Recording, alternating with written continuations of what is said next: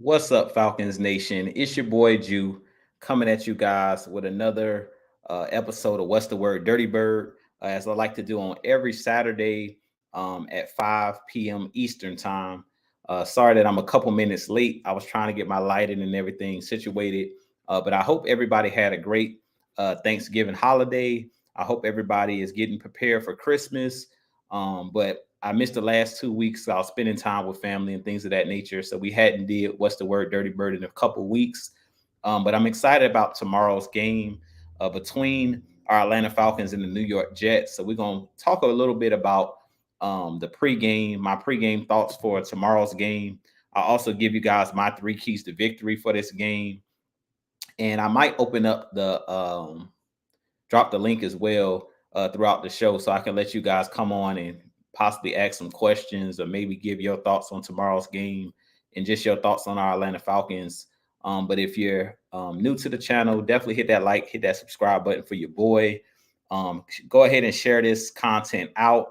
I know a lot of people are watching the SEC championship game between Georgia and Alabama. I actually got it pulled up over here on my phone as well.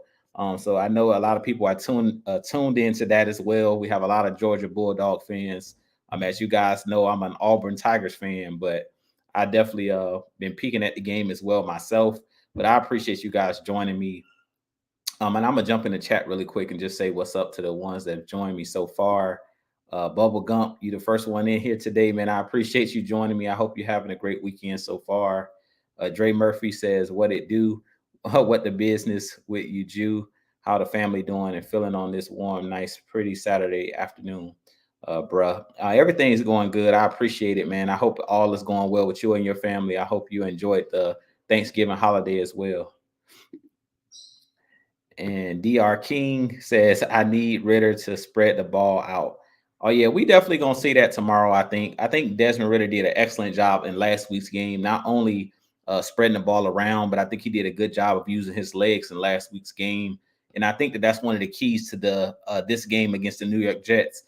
Is Desmond Ritter. He's a different quarterback when he uses his legs, similar to like a Jalen Hurts. That's how I kind of compare him to, as far as he's really dangerous with that RPO game. He's dangerous when he's in the pistol, and he's dangerous on the quarterback keepers.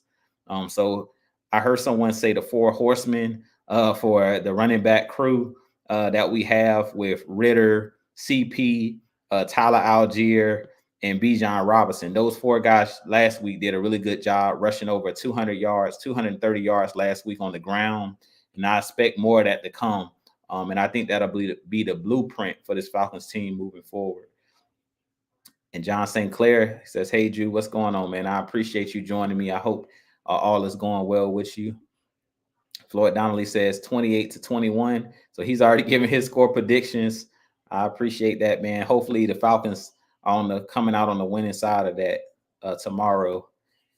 And 12, 16, 18 need more reps. Most definitely. Yeah, I definitely think that Cordell Hodge, Scotty Miller, and Matt Collins, I think he's still hurt. Matt Collins actually hurt his ankle a couple weeks ago, and I think he might miss this game as well. I think he may have like sprained his ankle or something like that. But Matt Collins is definitely dangerous. And he says Falcons. Yeah, most definitely. Yeah, hopefully on the winning sides of that. And Dre Murphy says, "Jew, my Thanksgiving was wonderful. Thank you so much for asking. Now getting ready for my birthday and Christmas, bro." Oh man, well, happy birthday, man. Yeah, my father's birthday is in December. And today, actually, shout out to my sister-in-law. Today is my sister-in-law's birthday. So shout out to Miss Marsha Red. Today's her birthday. So I hope she's enjoying her day as well.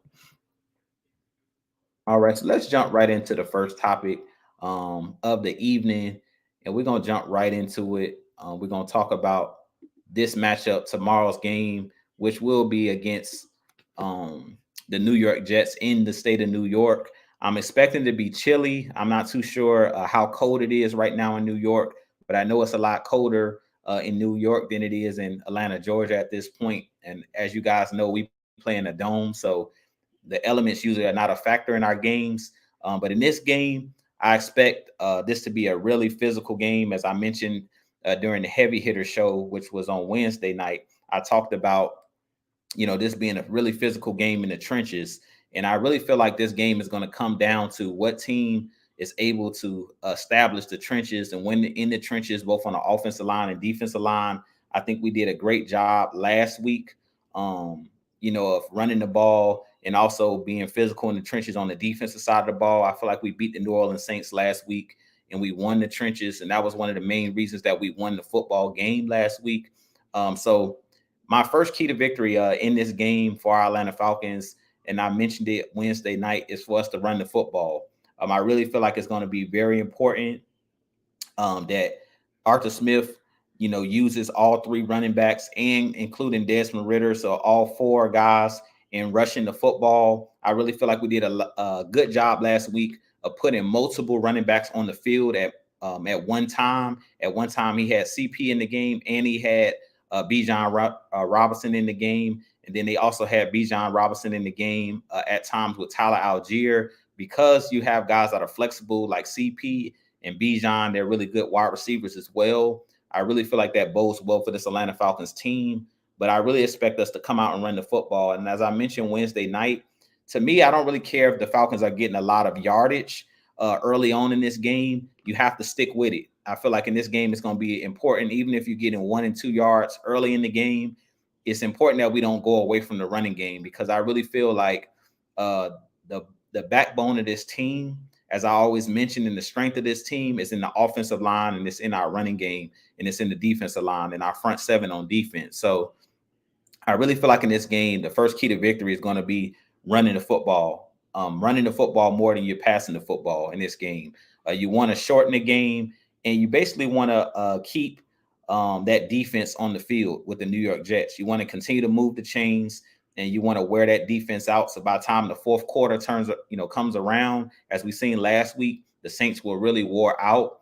And the Jets are a team actually that's more, they're deeper in depth as far as in their front seven. They're a really deep defense. And I really feel like the Jets, possibly to me personally, I believe that they're the best defense that we're going to face this season, or so far this season. They're going to be the best defense that we faced. As, of course, we know that they're challenged on the offensive side of the ball, but I really feel like it's going to be important in this game that we use our running backs and that we wear down that New York Jets defense and allow our offensive line to kind of, be physical in the trenches. We don't want to allow the New York Jets in this game to pin their ears back. And if you allow the Jets in this game somehow to get out to a lead, or if you allow the Jets to gain confidence in this game because you're dropping back and allowing them to force turnovers, I really could believe that could spell trouble, because we know that this is going to be a hostile crowd. Even though the New York Jets are not really a good football team this year because they really don't have a quarterback, and they've been struggling on the offensive side of the ball, this is, to me, a really, really good defense. If they had a decent quarterback, I really feel like this team could be a contender if they had Aaron Rodgers. So in this game, we don't want to allow them to gain any confidence. And I really feel like because the weather might be a factor in this game, you want to come out and run the football. My second key to victory in this game for our Atlanta Falcons is going to be to win the turnover battle. On defense, it's going to be important that we pressure Boyle, who's the backup quarterback for the New York Jets. He's a veteran guy, but I really feel like Ryan Nielsen will be able to scheme up some blitzes and things of that nature to kind of confuse the veteran quarterback. And I think that because the offensive line for the New York Jets is one of the worst in the NFL, we should have a big day as far as coming up with sacks and coming up with tackles for loss. In this game, to me, I really think that the X factor in this game is going to be Arnold Epikady. He's been a guy that I've been watching the last couple of weeks. He had a sack last week, and he's been a guy that's been coming on in his second season. And currently he leads our team in sacks with, I believe, 4 or 4.5 sacks on the season. And I expect him to possibly have a big game tomorrow, because the New York Jets are really, really struggling on that on that offensive line. So I really feel like we'll have the ability to pressure their quarterback. And I really feel like we're going to do a good job at stopping the run. They're going to try to come out and run the ball with come out and run the ball with Breece Hall, and come out and run the ball with Dalvin Cook if he plays in this game, the former Minnesota Vikings running back. But I really feel like in this game, we have to get out to a lead. And then I feel like we need to allow our defensive line to kind of pin their ears back. And I really feel like the Falcons can force a couple turnovers in this game, which I think will really flip this game, on its head. And then the last key to victory, my third key to victory and final key to victory in this game is to be smart as far as the coaching. Arthur Smith, I think they did a good job of making adjustments. But last week he did have a blunder to me where he went for it early in the game when we were only down 3-0. We could have tied the game, and he decided to go for it on 4th and 1 or 4th and 2, and we got stuffed on the play. And personally, I feel like in this game, because we know that the Jets are a team that struggles to score, anytime you get into a scoring position, you want to go ahead and take your points, whether it's field goals, whether it's touchdowns, whatever you're able to get out of it, because you know the Jets are challenged on the offensive side, meaning they're not going to put up a ton of points on the offensive end. I really feel like anytime you get a chance to put up points, you got to take the points. I don't believe in necessarily going for it on 4th downs, especially in this game against the Jets, because you don't want to give them good field position because we decided to go for it. Now, if you're on, our side of the field, if we're on their side of the field, at that point, if you get aggressive, if you're on the goal line, like on the 1 or 2 yard line, that's different. But if you're like, in the red zone, but you're like on the 20 or 25 yard line, at that point, just take the field goal, because I really don't feel like the Jets are a team that's going to be able to score over 20 points in the game, just because they're really, really struggling on offense. Unless they get a couple of defensive touchdowns, like a scoop and score or a pick six or a big play on special teams, as far as running back a punt or kickoff, I really don't feel like the Jets are going to be able to score many points in this game, because our Falcons defense is one of the best defenses in the league as far as when teams get in the red zone. As we seen last week with our Falcons, 5 times the Saints got down into the red zone and they didn't put the ball in the end zone 1 time. So that just goes to show like our Falcons are in the top 5 this year as far as on the defensive side of the ball of being able to stop guys and keeping opposing teams out of the end zone. So we do a good job of bending but not breaking. And in this game, like I said, if you get down in field goal range, go ahead and just take the field goal if we're not able to score a touchdown. I don't want to see us going for it a bunch of times on 4th down, especially against this Jets team, because those 3 points can come back to bite you later on in the game. And to be honest, if the Jets score points in this game, I really feel like majority of the times when they're going to put up points, it's going to be them kicking field goals. So we have to match whatever they do in this game. And those pretty much are my 3 keys to victory. You guys can give me your thoughts in the chat of, what's your keys to this game for the Atlanta Falcons. If you want to give score predictions, you can do that as well. But I am going to go ahead and take a look at you guys' comments as well. Let's see here.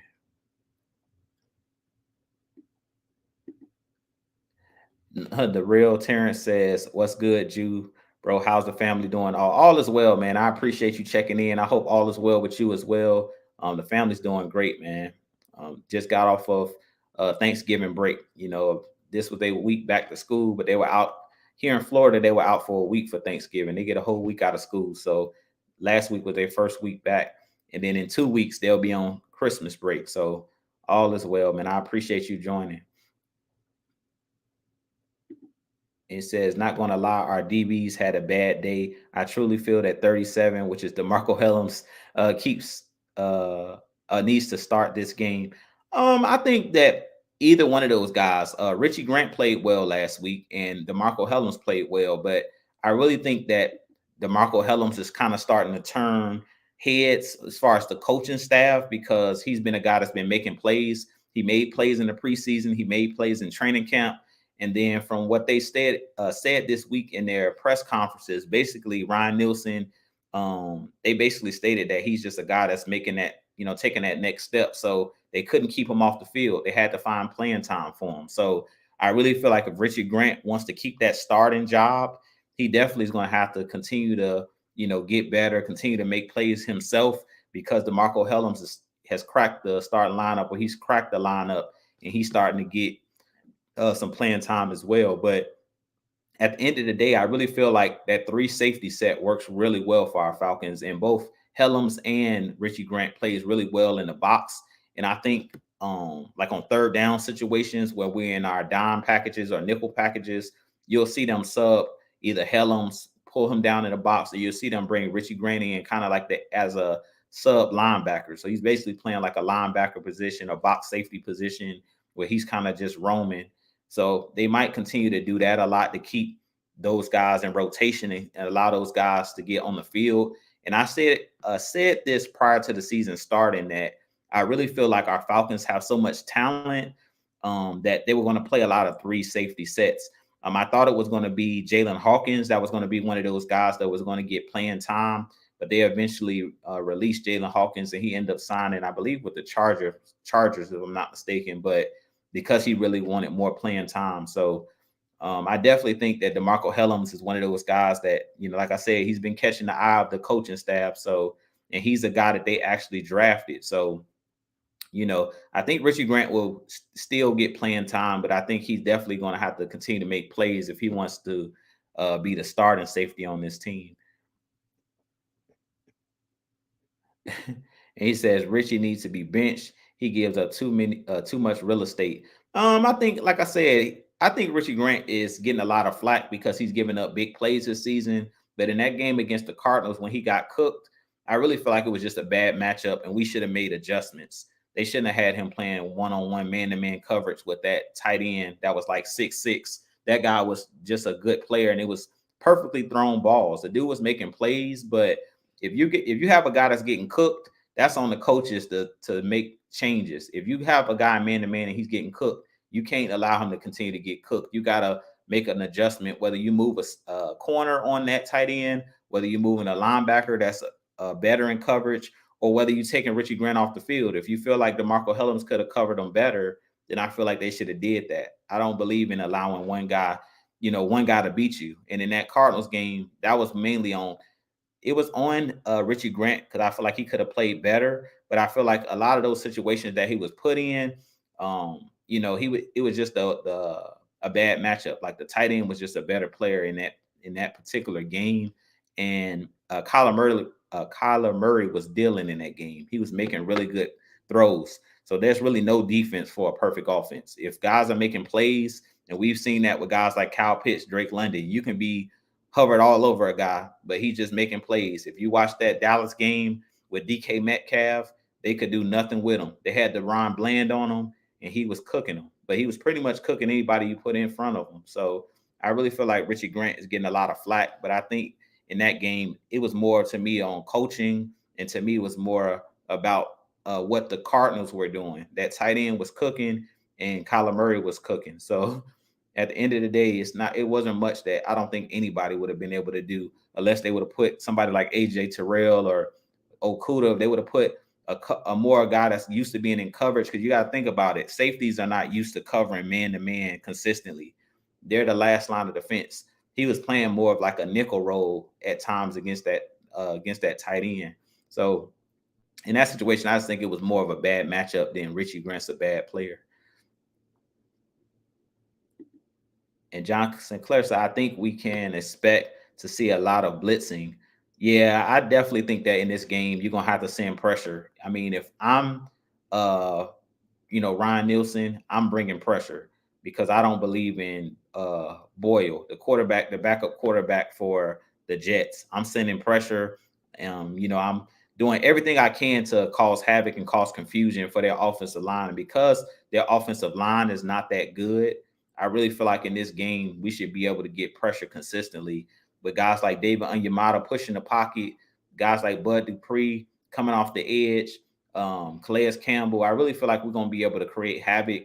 And the Jets, like I mentioned, they might have the worst offensive line, or one of the worst offensive lines in the NFL. So we know when you got a bad offensive line, the quarterback is at the offensive line's mercy. So they're going to have to try to run the ball to kind of, slow down our pass rush, I think, in this game.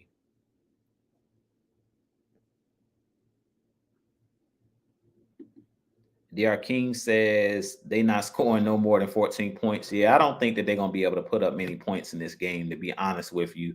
I really feel like in this game, they're going to struggle to put up points, just for the mere fact that, like I mentioned, they've been struggling all year long with the quarterback play. They really don't have – they have guys on the outside. Like Garrett Wilson is one of those guys that can take a slant to the house. He's a guy that's very explosive. So in this game, we're going to have to tackle well in space. But in this game, I really feel like they're going to struggle to, I really think they're going to struggle in the trenches. I really think they're going to struggle to block our front seven. And anytime a quarterback is under pressure, that usually means it's tip passes that could easily be intercepted, strip sack fumbles. And, I really feel like that this Falcons team is this is the game where we can start trying to hit our stride. We need to get on a win streak as we head down the end of, this season. I really feel like these games are going to be very important, especially for playoff implications. So at this point, every game the Falcons play at this point is like a playoff game if we want to make the playoffs. So I really feel like if they play the way they played against New Orleans last week with that same intensity, I really feel like in this game, the Falcons should be able to win this game by at least a touchdown, if not more. And John Sinclair says, I think we could have got that fourth down conversion if we had gone up the middle and let CP or Tyler do their thing. I agree with you. Yeah, I definitely agree. I definitely think we could have picked up that fourth down play. They moved Caleb McGarry from the right side to the left side, and they tried to get a little tricky with it. But I really feel like we definitely could have picked it up. I just feel like, as you mentioned, John, if we're going to go for it on fourth down, my pet peeve is if you're going to go for it, call your best play. If you're going for it, going for all the marbles. You don't want to be calling just a random play. And I feel like Seattle did the same thing against Dallas in that Thursday night game when they went for it on a crucial 4th and 2. They try to just run the ball up the middle, where I feel like in that instance, they should have tried to throw the ball in that situation to DK Metcalf because they couldn't cover him. Either DK Metcalf or JSN, Jackson Smith and Jigba. They couldn't cover either one of those guys or Tyler Lockett. So in that game, I really feel like they should have threw the ball in that situation. But for our Falcons, if we're going to run the ball, I definitely agree with you. If you're going to try to get a yard, you need to give it to Tyler Algier because Tyler Algier, to me, he's a guy that he always falls forward. He's always a guy that's going to gain yards. I rarely see Tyler Algier get tackled and fall backwards. He always at least gains 1 yard, even if he's if it's blown up in the backfield. He's a guy that has really strong legs and a really strong base, and he's usually able to make plays. Similar to CP. CP is a little bit more explosive than Tyler Algier, but I definitely agree. If you're going to go for it in the red zone where you're trying to run up the gut, or if you're trying to pick up short yardage, I definitely think it should be CP or Tyler.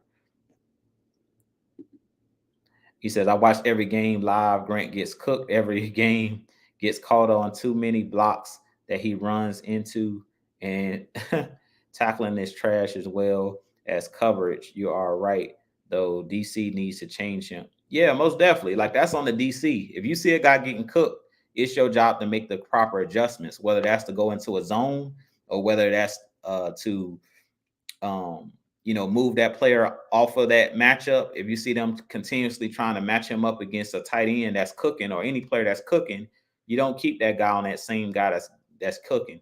And that was similar to what Dallas did in that second half. They made some adjustments because DeRon Bland was getting cooked when they had DK Metcalf on him one-on-one. DK Metcalf was doing what he wanted to do. So I feel like in that game, I don't feel like we did the right thing, especially against the Cardinals that don't have a ton of weapons. You don't allow one guy, once they find a matchup, you don't allow that one guy to beat you. So that really falls on both Ryan Nielsen and it falls on Richie Grant as well. I'm not saying Richie Grant doesn't take any of that responsibility because he's getting paid to do a job. But at the end of the day, I really feel like that was just a bad matchup for him, trying to cover one-on-one. And let's see here. And Dre Murphy said, I know we are run first team now, but I hope and pray and wish my boy and my dog, my man Kyle freaking Pitts, the unicorn, goes off like he did when we played the Jets in London when he scored his first touchdown. I definitely think that Kyle Pitts could definitely have a touchdown in this game.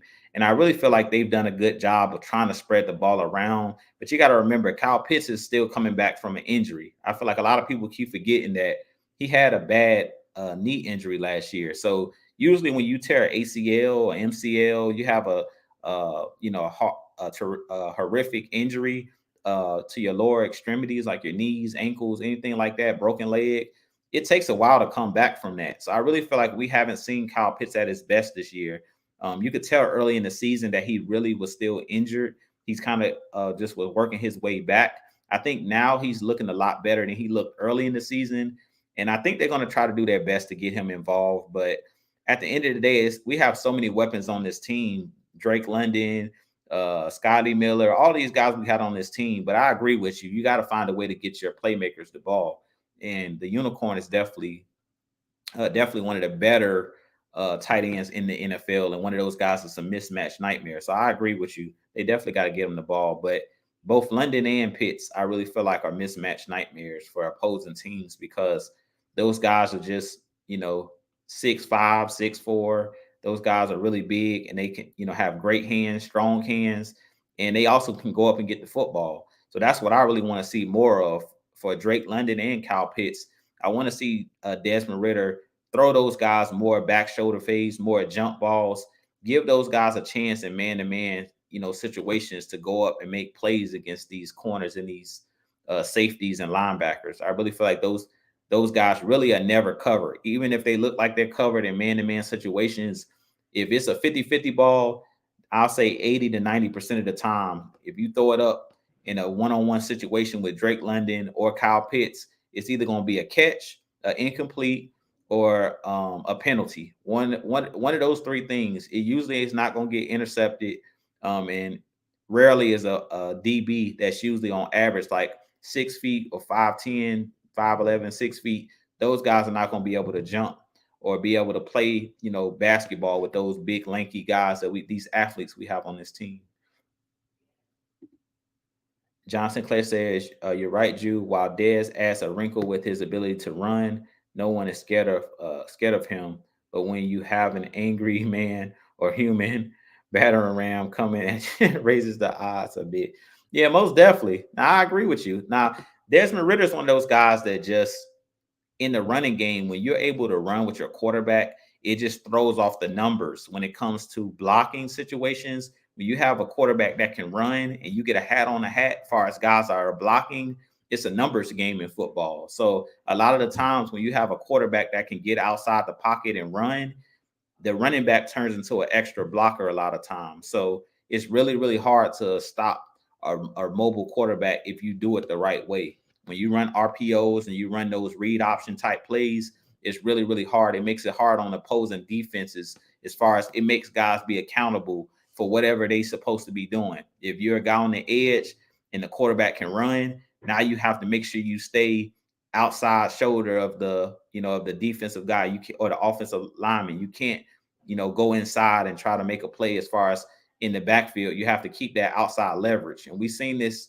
year with our team when Kyler Murray was able to scramble for a big first down and win that game for the Cardinals. We've seen it with the Minnesota Vikings. I don't know how many times we've seen Josh Dobbs get outside because guys were not staying on that outside shoulder. They were not staying in their rush lane. They were trying to go inside instead of staying on the outside. So it just makes makes and creates issues for the defense. It makes defenses have to be more disciplined as far as their assignments. So I definitely agree with you. Like Desmond Ridder's legs is one of the keys to this Falcons team continuing to have success as far as winning.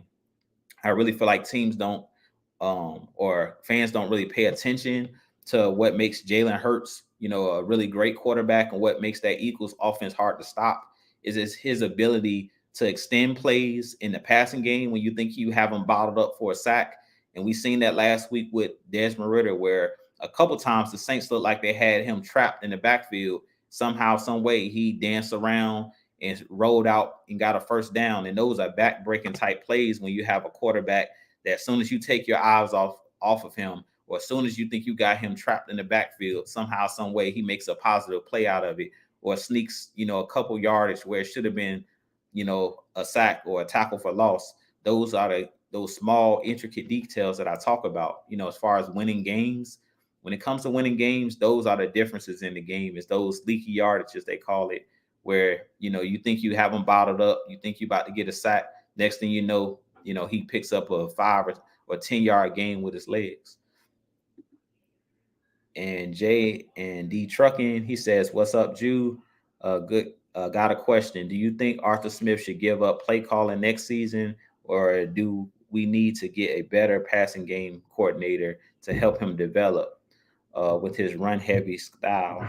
Um, to be honest with you, when it comes to Arthur Smith, I don't think that he's a bad play caller. I don't really think that it would be a bad thing to get somebody in here like a passing game coordinator or a consultant. And you've heard Don say that numerous times, like bringing in a consultant for our team. And I agree. I think it was never a bad thing to bring in guys that have different ideas and guys that can help us, help you get better, help you learn how to do different things. So I definitely think that he could bring in like an advisor, somebody that has done it at the highest level, has been an offensive coordinator, and understand like passing schemes. Because one thing that I noticed out of Arthur Smith and Dave Ragone, when you look at their passing game, sometimes it just looks like the spacing is off. It looks like guys are too close to each other. On that interception with Bijan Robinson and Jonnu Smith down in the red zone, those guys were like too close together. And there's been numerous times where I've seen on film, it just looks like these guys at times are too close together. You should never have wide receivers like 3 yards within each other running routes or, right on top of each other. Usually when you see guys close together like that, that either means somebody ran the wrong route or it's just a bad scheme, like a bad pass scheme. So I definitely think that he should bring in like a consultant to kind of help these guys continue to develop. But I don't necessarily think he needs to give up play calling. The thing that I liked about Arthur Smith when he was first hired as our head coach, and I talked about this a little bit, is that if you have a good offensive coordinator, the thing that scares me about having a really good offensive coordinator is usually teams are able to poach them off of your coaching staff, meaning they're able to sign those guys and make those guys head coaches, or if they're able to move up into another organization for a higher position. That's kind of what happened with our 2016 team. If you remember, the Falcons, 2016 went to the Super Bowl, and then right after that, the 49ers hired Kyle Shanahan, who was our offensive coordinator at the time. So it kind of derailed a lot of the things that we were doing, that we were having success doing.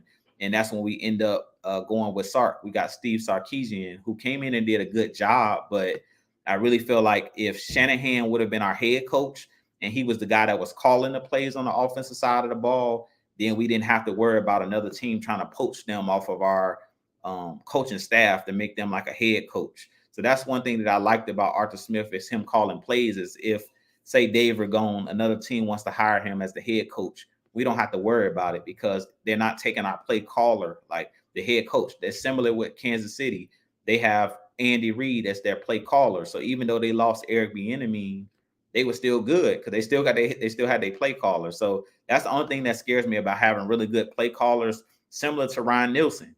Ryan Nielsen is here with our Falcons. He's a really good defensive coordinator, but it could be teams calling at the end of the year, or in the next couple years. If we continue to have success on defense, it could be other teams that want to, interview him possibly to be their head coach. And most of the times, teams don't block those type of things. If a guy has a chance at being a head coach, usually coaching staffs like the head coach and the organization will allow that guy to go out and take interviews. So I really hope that that doesn't end up being the case when it comes to Ryan Nielsen, like other teams being interested in trying to take him off of our coaching staff to be a head coach. And engine number 9, DirtyBird Dixon, what's going on, man? I appreciate you joining me. And if you guys got questions, y'all can drop those questions in the chat as well. You guys got to give me an update on the score too. Georgia and Alabama. I had the game pulled up here, but it looked like it closed out. Let me see if I can pull it back up. But you guys let me know what the score looking like in that game. But I ain't gonna be on too much longer because I know a lot of people are checking out the game. It looks like it might be halftime when I look at it now. Let's see. But Jerry Bowie, what's going on, man? I appreciate you joining me tonight as well. Let's see here. And Dre Murphy says, me personally, I don't like that Van non-catching Jefferson trade. I hate it with a freaking passion. I hate it from the start. Me personally, I think we should have traded for T. Higgins or heck, just I don't know what he said after that, but yeah, I don't know about that. I think Van Jefferson's a good wide receiver. Van Jefferson is decent. I just think that you got to know what routes to run with him. Like on Sunday, that fade back shoulder route they tried to run just wasn't the best route. If you want to use Van Jefferson, his best attribute is his speed. If you go check out his highlights on YouTube when he was with the Rams, he was a big play wide receiver. He's a guy that's going to do those post routes. He's a guy that's going to take the top off the defense, similar to a Scotty Miller. But he's a really good wide receiver if they use him in the correct fashion. Certain routes you just don't want to necessarily throw to him. Now, I'm not disagreeing with you. He has had some key drops for our Falcons this year. And that route he ran Sunday on that back shoulder, it was just a bad route because he wasn't running at full speed. It looked like he kind of was out there jogging. And in that instance, the Honey Badger was able to pick it off. So I do think that he has to be better at the point of attack, but he's not really a physical wide receiver. He's a guy that you want to use as far as a route runner, and he's a guy that has really, really good speed. So that was the reason the Falcons went out and got him, was for his speed. So allow him to take the top off the defense and be explosive. And let's see here. ATL Kool-Aid drinkers. Hey, what's going on, man? I appreciate you joining me as well. Says the Dixon Way Raid. Let's see. And Breezy 1500 ATL, Arise Up. What's going on, man? I appreciate you joining me as well. Let's see. If you guys got questions, man, drop those questions in the chat as well. And as you heard here, as Terry says, y'all hit that like button for your boy. Hit that thumbs up. I appreciate that as well.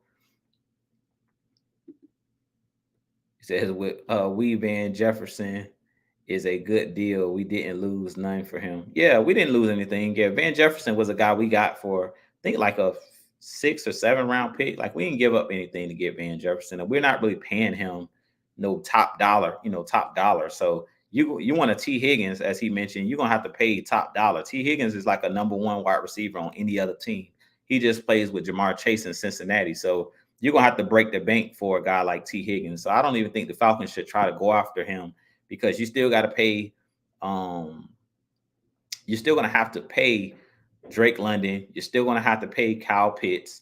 So you got a lot of guys coming up. You still going to have to pay AJ Terrell. So the Falcons can't even afford, I don't think, at this point, a T. Higgins. That dude going to be looking for like a close to $100 million deal. And to be honest, I wouldn't pay that type of money for a T. Higgins.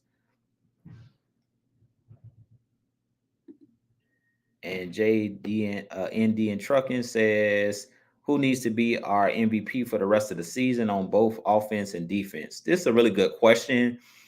I'll say on the offensive side of the ball, I'll go with Desmond Ridder. He really is going to have to me, if the Falcons are going to make the playoffs and make a playoff push, like make a run in the playoffs, because he touched the ball on every play, it's going to be based on his decision making. That's really what it's going to come down to. I don't think that Desmond Ridder is a bad quarterback, but I do think that as a quarterback, because you're touching the ball on every play, you have to make sound decisions. And I think in this game against the Saints, I like that he didn't have any indecisiveness in this game. Like, he made good decisions.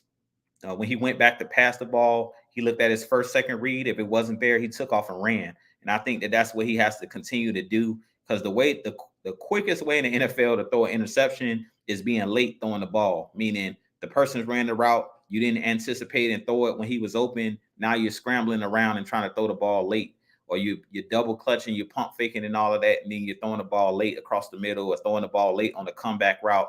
That's the quickest way to throw a pick six, is not anticipating and not just letting it flow, releasing the ball when it should be released. If it's a 3-step drop, step back take those 3 steps. And when that back foot hit, you got to let the ball go. You got to let it rip. And if you're not going to do that, if the guys are not open or you're not confident in making the throw, then put your head down, take off running. And I think he did a good job of that last week. On the defensive side of the ball, I think the MVP is going to have to be David Onyemata, because we lost Grady Jarrett. And I did a video, I think 2 weeks ago, about David Onyemata when he returned from injury during the bye week ahead of that Saints game, before that Saints game. So I think those two guys are going to be the keys to our team. David Onyemata on the defensive side of the ball and Desmond Ritter on the offensive side of the ball. I say David Onyemata because if you're going to win in the playoffs, you're going to have to be able to stop the run. And we're going to face some really good offensive lines if we end up going to the playoffs. Because right now they have us matched up possibly with the Dallas Cowboys. If they end up not winning the division, if they lose the division, then it may be the Eagles that we have to face. So both the Cowboys and the Eagles have really, really good offensive lines. And we know Philly can run the ball really well, and they're really good in the trenches on both sides, the defensive line and the offensive line. And the same with Dallas. They're good on the defensive line. They're good in the trenches on the offensive line. So I really feel like David Onyemata sets the tone for the Falcons team. He's the anchor on the defense. And now that you lost Grady Jarrett, we really can't afford to lose David Onyemata. He has to play well down the stretch if we're going to win these games down the stretch. He's going to have to play really well because we don't have as much depth as we had when Grady Jarrett was out there.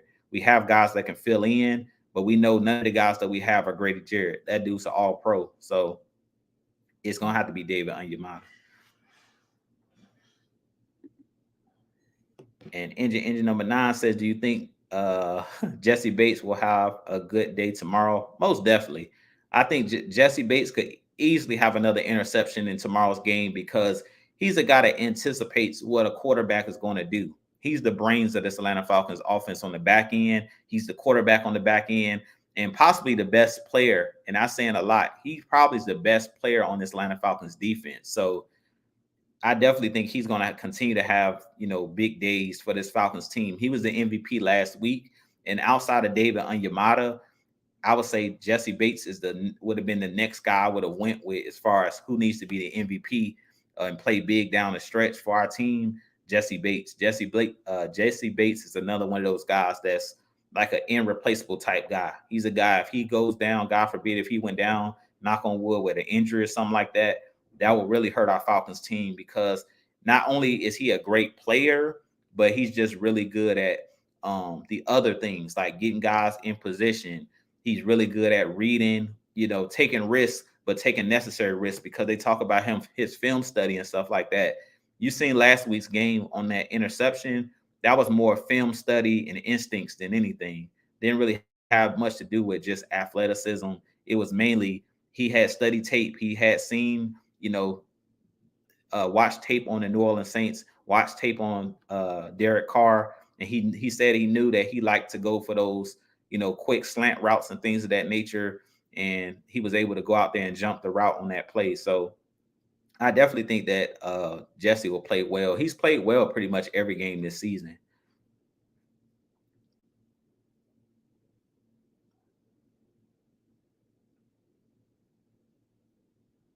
Let's see here. And ATL Kool-Aid Drinker says that was not a back shoulder route. Jeff should have run the route like he wants it. He was too look in on that route. Yeah, he didn't run the route full speed. Yeah, I said that. He didn't look, but it looked like a kind of like a wheel route. The way that he ran the route, he ran it like a wheel route, but it was thrown as Desmond Ritter thought he was running like a back shoulder. Didn't look like he was trying to take the top off or run by the Honey Badger. Because to be honest, if they're in a foot race, I really feel like Van Jefferson would have been able to ran right by the Honey Badger. At this stage and age of the Honey Badger, he's not beating Van Jefferson in a foot race. Like if they're just in a straight line, he's not beating him in a foot race. So it was just to me, it was a bad route altogether. And it was a bad throw because I really feel like in that instance, Desmond Ritter shouldn't have thrown that ball. But then again, I don't know what the route was or what the call was. So I really think just looking at it, it looked like it was supposed to be a back shoulder fade the way that Desmond Ritter threw it, but he threw it too far to the inside. So it's not all on Van Jefferson, but I do still think he should have been hightailing it out of there. Like he didn't run the route full speed. He was just kind of jogging like he wasn't expecting to get the ball.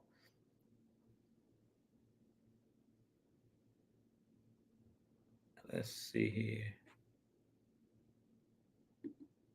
And DR says Desmond is not a bad quarterback. Most of his picks and fumbles are on the O-line and receivers not getting their heads around and they're not running the right routes. Yeah, I agree. Yes, it's not all on Desmond Ritter. It's not all on the coaching staff calling bad plays. It's not all on the wide receivers and tight ends and running backs. Everybody got to take a piece of that pie of why the Falcons are not executing. But I feel like on a lot of plays, and I mentioned this Wednesday night, uh, we're not looking at it the correct way when it comes to all turnovers are not created equal. Like I mentioned this before, if somebody's, a quarterback's throwing a pick, like he's throwing a comeback in cover two, he's throwing it directly, or he's throwing the ball in double coverage or something like that. That's when I kind of get upset with the quarterback. But when I see plays like that play where Bijan Robinson stopped his route, where like he was supposed to run like a little curl route, like a little jerk route, and come back on the inside, and he just stops his route altogether on the goal line, and the Honey Badger gets an interception. That's not on Desmond Ritter. He tried to throw the ball to Bijan. Bijan stopped on the route. So somebody ran the wrong route in that instance. So I'm not going to put that on the quarterback, because clearly if Bijan runs the route all the way out, if he runs the route the way that I think it should have been, that the way it was drawn up, that wouldn't have been an interception. If anything, it would have been a drop pass maybe if he didn't catch it. But outside of that, that should have been an easy completion. So I'm not putting that on Desmond Ritter. Now, has it been times this year where Desmond Ritter's made bad throws? Yes. The play that he had against the Commanders, where we were in the red zone and he basically just threw it up in the back of the end zone, attempting to throw it at Drake London, that was a bad play because he just lollipopped it up there, and it was an easy interception for the Commanders. But outside of that one interception, that was to me, the only egregious interception I've seen Desmond Ritter throw all season, where he was just kind of careless with the football. And then the fumbles that he had, the one he had against Tampa, where he was just jogging as he was running into the end zone and Winfield batted the ball out, that was a careless turnover as well. But the other ones that he's had this season, to me, those were not careless. It was just in the heat of the battle, guys make plays, similar to what we seen last week with Taysom Hill fumbling with Jesse Bates. Jesse Bates just made a great play coming in and punching the ball. Taysom Hill wasn't expecting, because he was being tackled by Richie Grant, he wasn't expecting Jesse Bates to come in and finish the play. And that's why I always talk about, never giving up on a play, being consistent, and finishing plays through the whistle. And that's what great players do. You seen Jesse Bates didn't give up on the play. Even though Taysom Hill had picked up a first down and he was on his way to the ground, Jesse Bates seen that he wasn't cognizant. He wasn't aware that he was around. So he's like, I'm going to try to punch this ball out because he's not paying attention. And that's what great players do. Great players don't give up. They keep playing into the whistle blow. They play through the whistle. And let's see here. And Dre Murphy says, "Is my boy, her dog, and my man Nate Landman okay?" I think Nate Landman gonna play tomorrow. To be honest, they said he was hurt this week, but I don't think that he was. I think he's kind of like a game time decision. I expect him to play, even though they went out and re-signed Frank Ginda, who was with us during training camp and preseason. I think that was just more of an insurance policy if Nate Landman wasn't able to go. But I expect him to play tomorrow. If he doesn't, I expect to see a lot more 3 safety sets like we seen last week. I expect to see Richie Grant and Helms, those guys kind of playing some box safety tomorrow if Nate Landman's not able to go. But he's definitely been like one of the unsung heroes of this team this year. Nate Landman has played really well. But one thing that makes Nate Landman great, and I've been saying this all season long, he doesn't hesitate. He's a guy that just goes out there and makes plays. He just goes out there. He's like a Tasmanian devil. That dude is all over the field. You never see him flat-footed. He's always on his toes. And when he goes, to hit a hole and make a tackle, he just hits it 100 miles an hour. He doesn't wait. And if he's wrong, he's wrong. If he hits the wrong hole, he's just a downhill type linebacker. He's playing downhill. He's playing fearless, and he's not afraid to make mistakes. And that's what you have to do. You have to, in the NFL, the margin for error is very small. So if you're out there thinking, a whole lot and hesitating, that one hesitation is what's going to cause you to get beat on a play if you start hesitating. So one thing about Nate Landman, he's, guys have made catches against him this year, and he's made mistakes, but he makes those mistakes full speed. And that's something that I can respect about Nate Landman, is he's not one of those guys that's worried about, making mistakes and having that in the back of his mind. And that's something that I've been saying too with Desmond Ritter. And that's why I'm not so much focused on the mistakes that Desmond Ritter is making, because I know, because he's a young player, the more he plays, he's going to pick up on certain things. Like you've seen after he fumbled that ball against Tampa, now when he's running the ball, if you've noticed last week, he had two hands on the ball when he was running the ball. He was doing a good job of sliding, protecting himself. He was being more smart with the ball, not so loose with the ball, because now he's made mistakes. And if you're so focused on making mistakes, I feel like you don't play free, you play tight. So I don't want guys out there playing tight. I want guys out there just letting it rip, having fun, and out there making plays. Like, don't be afraid. You're in the NFL for a reason. And I really feel like sometimes when you keep harping on stop making turnovers, stop turning the ball over, guys can get gun shy. And that's what we saw with Taylor Heineke. After that first game, with Taylor Heineke threw that interception, I really feel like in that second game, and the coaches talked about this when we played against the Arizona Cardinals, I think Taylor Heineke played a little bit more tight, and he was a little bit more gun shy of turning the ball over, because the coaches kept speaking on, we got to protect the football. We got to protect the football. And he kind of started getting tight. You can't get tight out there. You got to just go out there and make plays. Let's see. All right.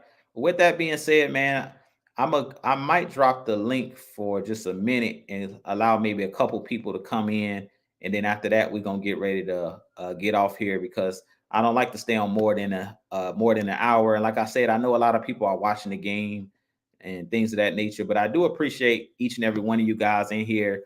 For the 18 people that's in here, I appreciate you guys. Please hit that like button. Please hit that subscribe button. Please share out my content as well. We're on the road to 3,000 subscribers and beyond. So I appreciate each and every one of you guys for your continued support. But I'm going to see if I can drop the link for you guys, if you guys want to join me and just give your thoughts on tomorrow's game. Let's see here.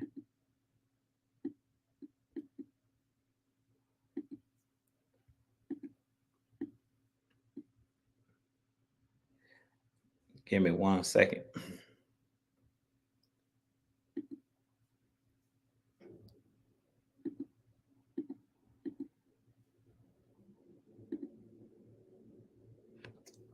Give me one moment. That ain't it. Hold on. And I appreciate somebody dropping the score. I think it was John Sinclair that dropped the score in here. I believe he said it was 17 to 7, Bama. So I appreciate you dropping the score.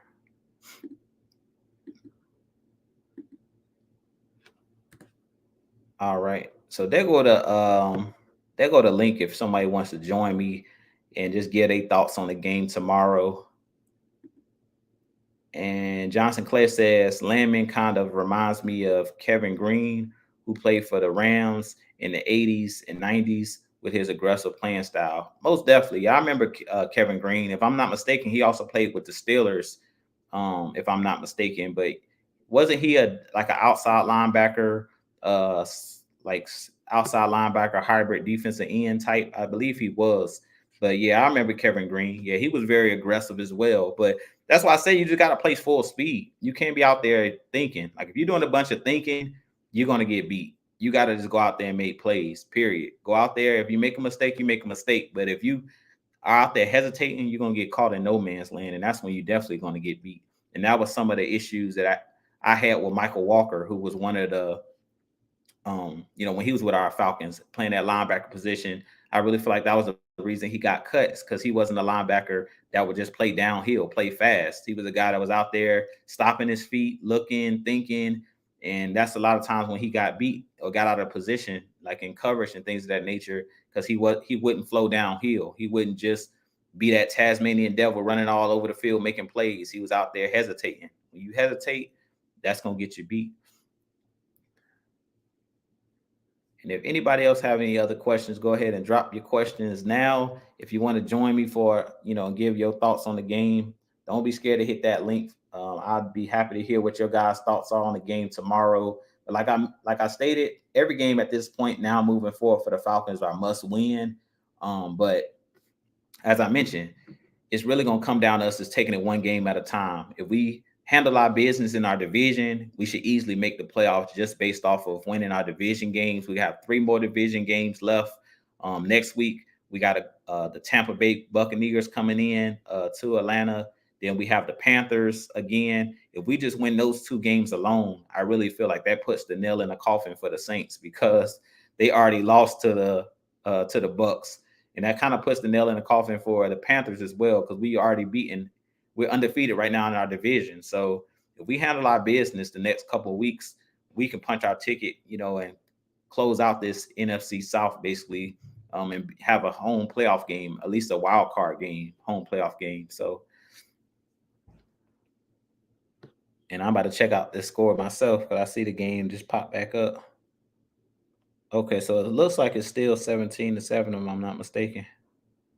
Is it still halftime? It looks like it's still halftime.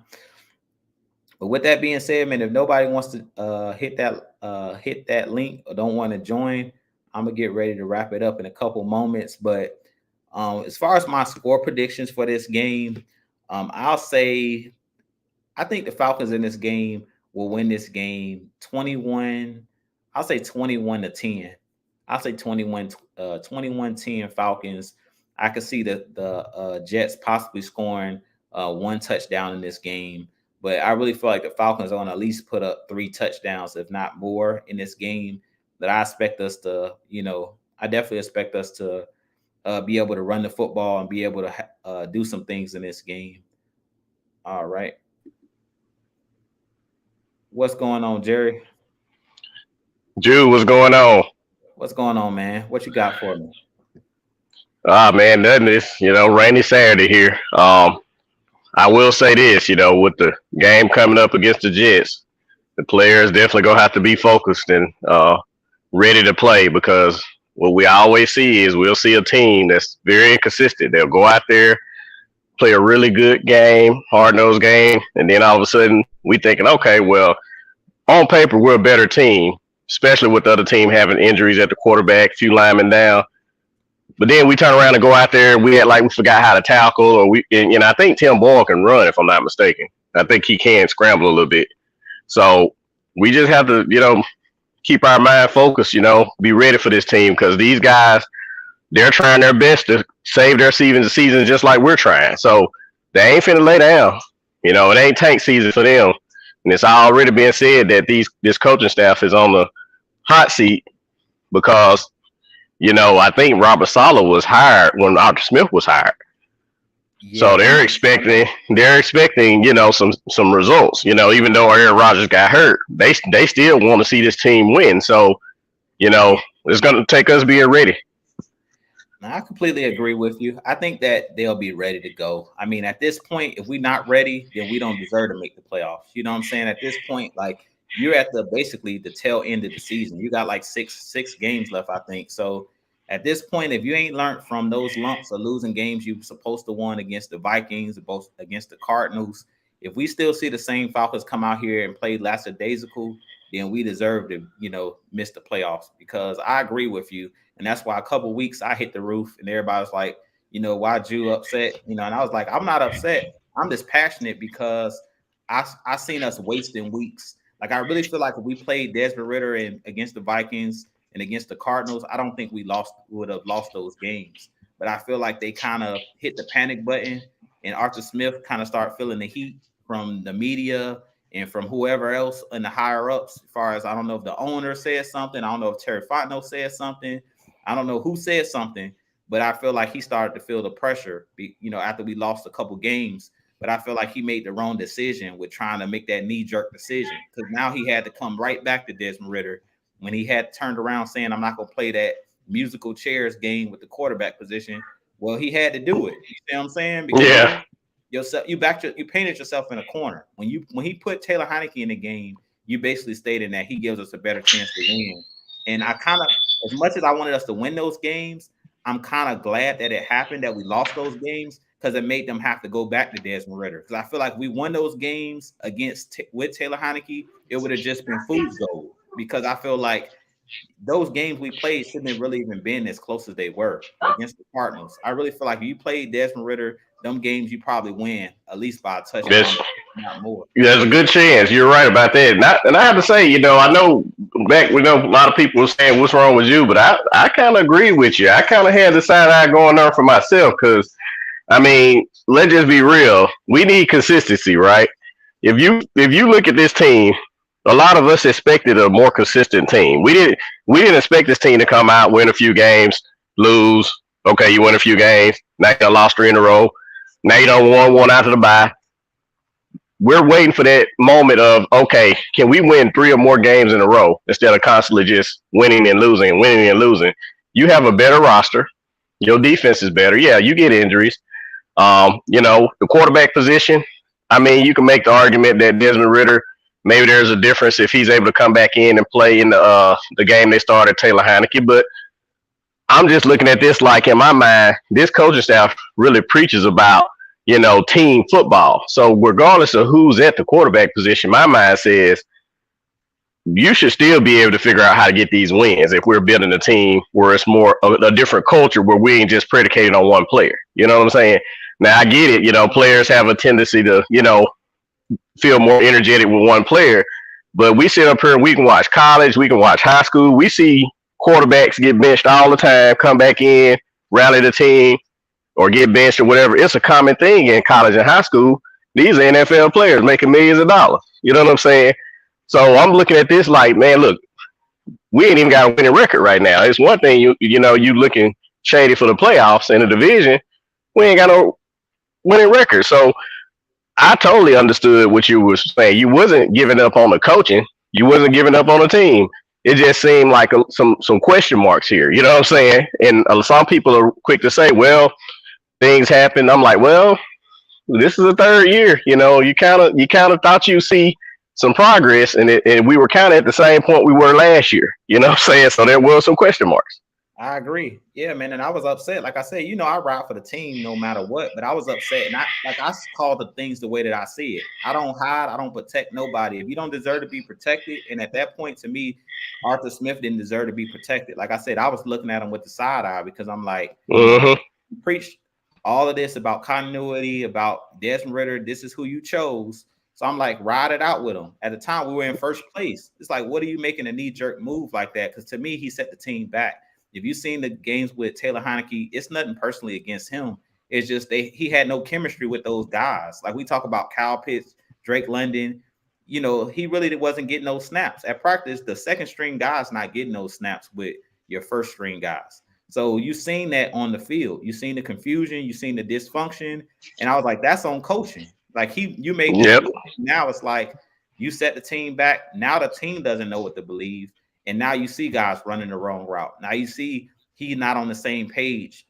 And then now with Desmond Ritter coming back, you kind of seen it last week where guys still are running the wrong route. You had Bijan on that one play run the wrong route or not finish his route. And I feel like that's because of the switch. When you made that switch, now where they could have been building those 2 weeks, even if we lost those games, because I can't make the assumption we would have won with Ritter. I just feel like he gives us the better chance based on the way how Arthur Smith calls games. He calls games where he really needs a running quarterback because his strength is his schemes are strengthened by running. You know what I'm saying? Running quarterbacks. He's always had mobile quarterbacks. So because he likes to run the pistol and likes to do all these RPOs and stuff like that, to me, Taylor Heineke is more of a pocket passer. Yeah, he can scramble. Yeah. But you've seen he kind of took that pistol and that, those quarterback keepers, he took that all the way out of the game plan. Like we didn't see none of that against Arizona. Like what we saw last week, like a whole different game plan when Taylor Heineke was in there. Yeah, and truth be told, if I'm really looking at this whole thing, and I know they said Arthur Blank said, he ain't planning on moving from Arthur Smith. Look, I like that idea. Unless we just completely just bomb here, you know what I'm saying, and lose all these games and don't even have a shot for the playoffs, I really don't want us to have to sell the farm and rebuild again after we just did it. That's, you talking about sending your team back a few more years and stuff. So my question starts to think, somebody was saying about Arthur Smith being the play caller. you know, is it better for him to have a play caller? And like you were saying earlier, it's convenient to have that head coach because you ain't got to worry about it being poached away. But if that head coach, you know, is still kind of struggling in that area to be both the head coach and the play caller, if you want to win, you may have to figure out something that's different because you can't keep doing the same thing expecting a different result. You know, so I agree with you there. Like they definitely gonna have to figure it out. I mean, if he ends yeah, up like we end up going on a slide and we don't get in the playoffs and we end up losing these games, he gonna have to make some decisions. And trust me, Arthur Smith gonna do whatever he need to do to save his job. People talk about him being stubborn, but I really don't think that he's stubborn. I think he wants to win. Like even when he made the move from Ritter to Heineke, I think what he saw was in that Tennessee game, and that was fool's gold. And I kept telling the fans that he seen Taylor Heineke come in and it looked like it was a spark. Like we had scored 20-something points in that second half when they benched Ritter and everybody got hyped. All the Falcons fans like, you see what he did? And they got into the coach's head because they seen that on tape. Like, oh man, he came in and looked like a whole different offense. But it's like you got to think about it. The other team didn't prepare for Taylor Heineke, so it was like just like he came in and was a spark. Yep. Yeah, just for their defense, it threw their whole game plan off because they hadn't seen him on tape with those players. So the offense looked totally different. So they weren't prepared for it. So I really don't think that it was just like, oh man, he's just that good. It's just they haven't prepared for him. It's just like if you were to bring Ritt off the bench when we had Mariota in a game, teams haven't seen what he can do. So, and we've seen this with numerous quarterbacks that come in the league and they have one good season or they come in and have a couple good games. But then once teams get that tape on them and they figure out what their weaknesses are, a lot of those guys either end up out the league or they end up being a guy that's just like a career backup. And that's what Taylor Heineke is. So yeah, he's a career backup. Yeah, I agree. Backup. I mean, he's a pretty good player. I don't take nothing from him because he's humble. He's humble as all get out. The dude's humble. The dude's a good teammate. They talked about it not being toxic. Him still letting Ritter run the meetings and all of that. That dude is a good teammate. But at the end of the day, I just felt like it was a bad move for the team. But I think you're right. That Arthur Smith, if we slide, there's going to be some shakeups on the coaching staff. He might end up saying, I'm going to step away and not, call plays and get somebody else to call plays. Or he's going to bring somebody in that's going to be a consultant. So he might not say that he's not calling plays no more for his own ego. But in the background, it possibly is going to be somebody else that's going to call the plays. Because really, Dave Ragone has more of a hand in the play calling than everybody thinks. They're really going Yeah. That is true because I've even said it during the offseason. I think Dave Ragone even designed a lot of the scheme, doesn't he? Yeah, he does. That's why they were talking about him being up in the box last week. So I keep telling everybody, it's not really just Arthur Smith. He has somebody that's helping him with the plays, like the passing schemes. It's Dave Ragone. It's just, I don't know how good of the schemes are. But to be honest, and I'll tell everybody, go check out the quarterback school. JT O'Sullivan, he has like a channel where he just breaks down quarterbacks. I watched it last night and he showed the all 22, like some snippets of our plays last week. And it was some nice plays out there that Desmond Ritter just didn't throw the ball. Like it was one play where Scotty Miller was wide open, where he broke to the sideline. It would have been like probably like a 30 to 40 yard gain, but Desmond Ritter decided either he checked it down or he took off running. But it was a couple plays last week where he took off running where he could have threw the ball. So I like to view tape and see before I just make judgments, because on the TV copy you can't see down the field to see who was open or not, or whether the quarterback's making the right reads. But if you go check that quarterback school out, I watched it last night. It was about 33 minutes long, but he broke down plays of this is the progression from my standpoint. This is where he could have thrown the ball. And there was plays out there that Desmond Ritter left out on the field. The only thing that I would give Desmond Ritter credit for is he took off and ran with the ball and got positive yardage out of it. And that's what he kind of talked about in the video. It's like, yeah, he could have made this throw. But like I said, last week, you seen Desmond Ritter was very decisive. He wasn't just sitting back there taking sacks. It was like he looked 1-2, it ain't open, I'm running. You know what I'm saying? Once he seen the linebackers took their eyes off of him and he saw green grass in front of him, he took off and took off with the ball. And I think that he has to keep that same mindset the rest of the season. He can't hesitate. If you're not going to let it rip, you got to take off with it. And I think that was the big difference we saw from the previous weeks to last week's game. That was the first game I could say that he was really decisive about his his running ability. It wasn't like just plays that were drawn up for him to run. He actually looked to use his legs when he could. So I think that was a huge deal for this team, and I think that's going to help our team moving forward because I'm telling you, that's what the Eagles do. A lot of people look at Jalen Hurts, just a great quarterback. He's really good, but I really feel like they play to his strengths. They don't try to go outside of the box and go outside of what he does well. And I feel like that's what we got to do. I feel like early on, Arthur Smith, Dave Ragone, they were not doing a good job of using those three running backs, wear down opposing defenses, use your quarterback. Oh, yeah. We clearly saw that in the last game. When we started using those running backs, man, the other team couldn't do nothing. They couldn't do nothing. It's like they can't stop it, They can't, and you wear them down. In the fourth quarter, those guys didn't want none of that. That defense didn't want no more of CP, Tyler Algier. When we was able to hold the ball and run the clock down and get back in the field goal range and basically ended the game when we went back up by 2 scores, I feel like they keep that same mindset. Yeah, man. I think they would. Yeah. It'll be really tough for teams. Like I keep saying, if we get in the playoffs, no team wants to see us. Even Dallas, they don't want to see us. I think Dallas is really good on offense, and their defense is really good as well. But they have to play with a lead. They're not a team that is great at stopping the run. And I feel like what we do well is kind of one of their weaknesses, and that's why they have a hard time with Philly, because Philly is a team that wants to play in the trenches and run the yeah. I feel like and Micah Parsons won't eat in those games because he can't rush the quarterback. So they get up on you. They if they figure they get a good lead on you, you got to throw the ball. And now Malcolm Parsons licking his chop because he know you finna throw the ball. He ain't even got to try to, play the run. So yeah, you're right. I feel like in a lot of ways it's really go. If I'm looking at this team, there is no way we should be 5-6, but in the end, I think Desmond Ridder is very resilient. He's a guy who's open. He's not a guy that's stubborn. Arthur Smith, I don't know if he's a stubborn guy or not. I don't know if he's seeing something or what. But whatever adjustments you try to make, if it don't amount to wins, I hate to say it, but it's gonna look pretty bad as the season go by because most people are looking at this team and saying, well, your schedule. I mean, we can't really go by that. The schedule. To me, that you can't really go by that 100%. But you look at those wins, those games that you could have won that you lost, like against Washington and against the Vikings, and you look at those things, and you say, it's little details that most people look at as discipline. The players being well disciplined, and last year seemed more disciplined because last year you had players that had less penalties, and then you also last season.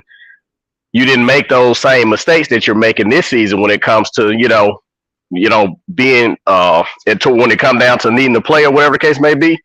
You can make that play toward the end of the game to try to give a team a chance to win. You know what I'm saying? So I feel like this year is just some minor things that the coach has to get together because we do get more penalties this year compared to last year, which, has me kind of thinking like, is it because the offense is young or maybe they just haven't really figured it out because, the offense is still trying to get together and build that chemistry or what. So I think in a lot of ways, when we play the Jets, we go determine what the rest of the season looks like when we play the Jets because you're going up against a top defense, a team who really going to be hungry for another win because I think they've lost, 4 in a row? I think they said. So they're looking for that win, and then they're going to be at home, and I think they're supposed to be recognizing some people or something like that. This is going to tell us if we're ready. You know what I'm saying? This kind of how I look at it. This is going to be a good test because they are playoff. They're not a playoff team, but they have a championship level defense. They just don't have it on the offense without Aaron Rodgers. I really think that they would have had a better season if they would have had Aaron Rodgers back there. So I definitely think this is going to be a good test because they're not a team that's going to lay down. And I watched a lot of their games this season. And like I said, this is the best defense like we've played all season, whether they got a winning record or not. So this is going to be a good test even for our our offensive line to see if last week was a fluke or can we do this against top competition. So I'm really interested to see because to me, the Saints, no disrespect to the Saints, they've taken a step back since Sean. Yeah. They're not the same team, and they lost a lot of good players on the defense. When they lost Trey Hendrickson, when they lost, and then last week Marshawn Lattimore didn't play, and then they also lost the kid that They played. lost a lot of kids. Olave, all them went out in the game. Yeah, I was thinking about the safety that they used to have. He was in Philly last year. Now he's in Detroit, but he was really good. Well, Gardner okay, Johnson.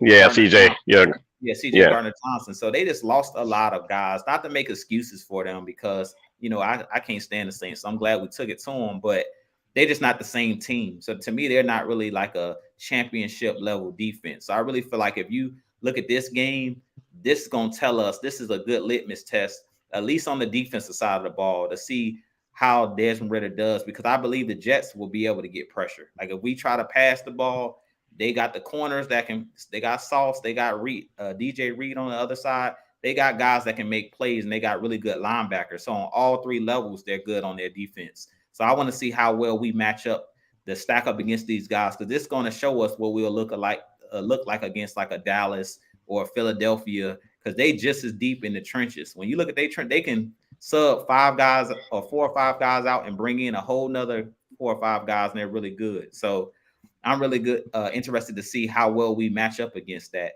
because they've been a team that's been forcing a lot of turnovers. That's the only way they score is on their defense. Their defense been putting up. So the defense has been having to hold down the fort for them, and I can truly see somebody was saying that Travis Simeon is supposed to be on standby. So even though they're starting Tim Boyle, don't be shocked if he's not doing well. If they sit him down and put Travis Simeon in, and then you know how that goes. You bring in a different quarterback that may give him a spark. And he's probably better than Boyle, to be honest. Boyle knows the system. But Trevor Simeon's a guy that's been around. He's a veteran guy, similar to like a Josh Dobbs. He's a veteran. So he's been a starter before when he was with the Broncos. So we got to be prepared for everything. But I think our Falcons will be fine. We're good at keeping teams out of the end zone. If we can do that in this game, I really think they're going to struggle if they can't score points. My biggest worry in this game, if any worry to lose this game, is if our Falcons turn the ball over and we put them on short fields. Like we turn it over in the red zone, or they get a scoop and score, or a pick six. That's going to be the only way, or a punt return for a touchdown. Because we've had some games this year where against the Commanders, they had that big punt return. Those are the type of things that I think that they're going to have to do to win the game. Outside of that, I'm not worried about their offense. I really feel like our defense is going to have them on lock. I just worry about like the other plays that you don't think about that can cause you to lose a game. Because this game, it's not going to be one of those games where you're going to have numerous opportunities. Unless our Falcons, we create turnovers, I really feel like the Jets are going to try to run the ball as well and shorten the game, because they know that they don't have the talent to match up player for player. So they're going to come out and try to hold the ball as well. They're not going to come out trying to sling it and throw it around the yard. They're going to be trying to get that ball to Breece Hall. They're going to be trying to get that ball to Dalvin Cook, and they're going to be trying to throw check downs and see if Garrett Wilson can break a tackle. You know what I'm saying? And run a 70-yard. So that's why I say in this game it's going to be important that we tackle well, because Garrett Wilson's a guy. I seen him against the Cowboys catch a slant, went 70 yards. Guy missed the tackle, and he was gone. Mm-hmm. Yeah, he very elusive. Yeah, he very loose. But outside, so that's gonna be key. Yeah, what's your score prediction for this game, man? Well, for this game, I'm gonna go ahead on, and I think it's gonna be a lower scoring game compared to most games we played. So I'm gonna give it 17-3. 17-3. Yeah, I could see something like that. I think it's going to be ugly too. The weather going to definitely be a factor in this game, but I think it's going to just come down to running the ball. If I'm the Falcons, I'm not going to risk it either. I'm coming out and running the ball because I want to wear their defense down. And like I said, I don't really believe they can be, even if we kick all field goal, I don't think that they're going to be able to put up points against our defense. So I don't think so either. I think they may get a field goal. I think at some point in the game they may figure out how to, and even if it's on a turnover, if we mess up and turn the ball over, they gonna figure out how to get some points some kind of way. But I don't think it's gonna be much. I think I can say one field goal, and I feel like we'll be able to get some points because we'll just wear them down at some point. Our running attack is go, be able to get them in the red zone. That's gonna give us opportunities to at least get a touchdown or two. So as long as we stick with our blueprint we had against the Saints, where we actually use all three guys, we use everything we have available to our advantage, we should be able to score at least 2 touchdowns in this game. I feel like it. Yeah, man. My call is 21-10, but I definitely think we should be able to, no matter what, we just need to win the game. I don't care if we win 3-0. As long as we win and stay in first place in the South. That's all I'm worried about. Yeah, yeah, because I'm gonna be heavily disappointed if we go there and lose to the Jets, and then the Saints go and beat somebody. The Detroit Lions go and the Saints beat them because the Saints Yeah. got so many injuries right now. If they beat them and then we lose to the Jets, I'm gonna be like, okay, time out. What's wrong? What's going on here? That don't sound right. Because it should be a easier game for us. Because even though they talk about the weather and being outdoors in New York, this team is built to be able to run the ball. So if you can't throw it much, we can still we top what top five in the league with the rushing attack. Yeah. So there ain't no reason why the weather should really affect us. Yeah, most A lot definitely. a lot of people think that because we're a dome team but you gotta think they practice outdoors. You know what I'm Right. saying? They're not practicing in the Mercedes Benz. They practice outdoors, and then they've been practicing in the rain. Yeah, the So I elements feel shouldn't like they should be able to handle it. Yeah, the elements shouldn't be a problem. I really feel like that shouldn't be a problem. If we run the ball, it'll become a problem if you get pass heavy. If you get pass heavy for some reason in this game, then you're being foolish. But as long as we run the ball, Tyler Algier, those guys are pretty good about not fumbling the ball. Bijan is really the only one I think that has a fumble. I don't think Tyler's put it on the ground. I don't think CP's put it on the ground this year. It's only been Bijan. So I really feel like in this game, you just got to run the ball. And last game, we Yeah, won 41 times. So I would come out with that same recipe. That's the recipe for this Falcons team. That's Falcons football. Come out here, run that rock, play good defense, and don't beat yourself. That's the only way we lose this game. We come out trying to do something we shouldn't be doing, and then we end up beating ourselves. Because that Arizona game, you beat yourself. That Minnesota Vikings game, you beat yourself because you got undisciplined, like you talked about earlier. yep, yeah. Discipline that'll be the key. I mean, you got to be a disciplined team. The penalties can't be too heavy, and then everybody got to do their job. Ain't that what Dean Peter say? Everybody do their job. Yeah, That's one gonna of be key 11. in this game. Do your 1 of 11. Do your job. Yeah, If your job is to keep contained, keep contained. That's it. Don't jump inside. Don't do nothing you shouldn't be doing. Just do your job. Everybody do what they 1 of 11. We should win this game. yep, I agree.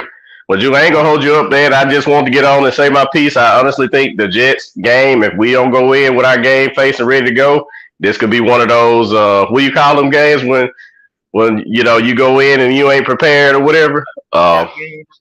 Yeah, this could be one if we ain't serious about getting to the playoffs. If you want to get to the playoffs, you can't afford to lose no more games. Like you may lose one, but one game at a time. You should be trying to win every game. Win on out.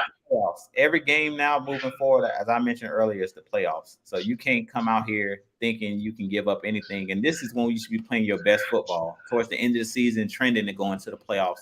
You don't want to still be doing that up and down. Like I don't want to see this go to the last game and then it come down between us and the Saints that will go to the play, go to the win the division. I feel like it shouldn't come down to that. You should handle your business now and get it out the way. Yep, The Saints game, 100% agree.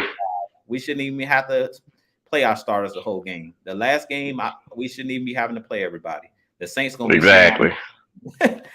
We control our own fate here. We got the lead. If we don't lose, nobody should be able to take it from us. You know what I'm saying? Like I say, even if you lose one game, the Saints is gonna lose a game. So, and the Bucks, they're 2 games behind, I think. So you still have quite a bit of power, but if you go in here and lose to the Jets, that changes. I think even with the Saints losing, I feel like that kind of hurts some things there because when you lose, you got a losing culture like that, man. It becomes some kind of habit or whatever. You know what I'm saying? So you try to lose less so you can actually, have a winner mentality. The little small things, it got to be taken care of. To try to keep it going, building some momentum. Because if you ain't got no momentum, then it's gonna be like, okay, we won here, okay, we lost this game. We won here, we lost this game. It's like, okay, can we get some string of wins in?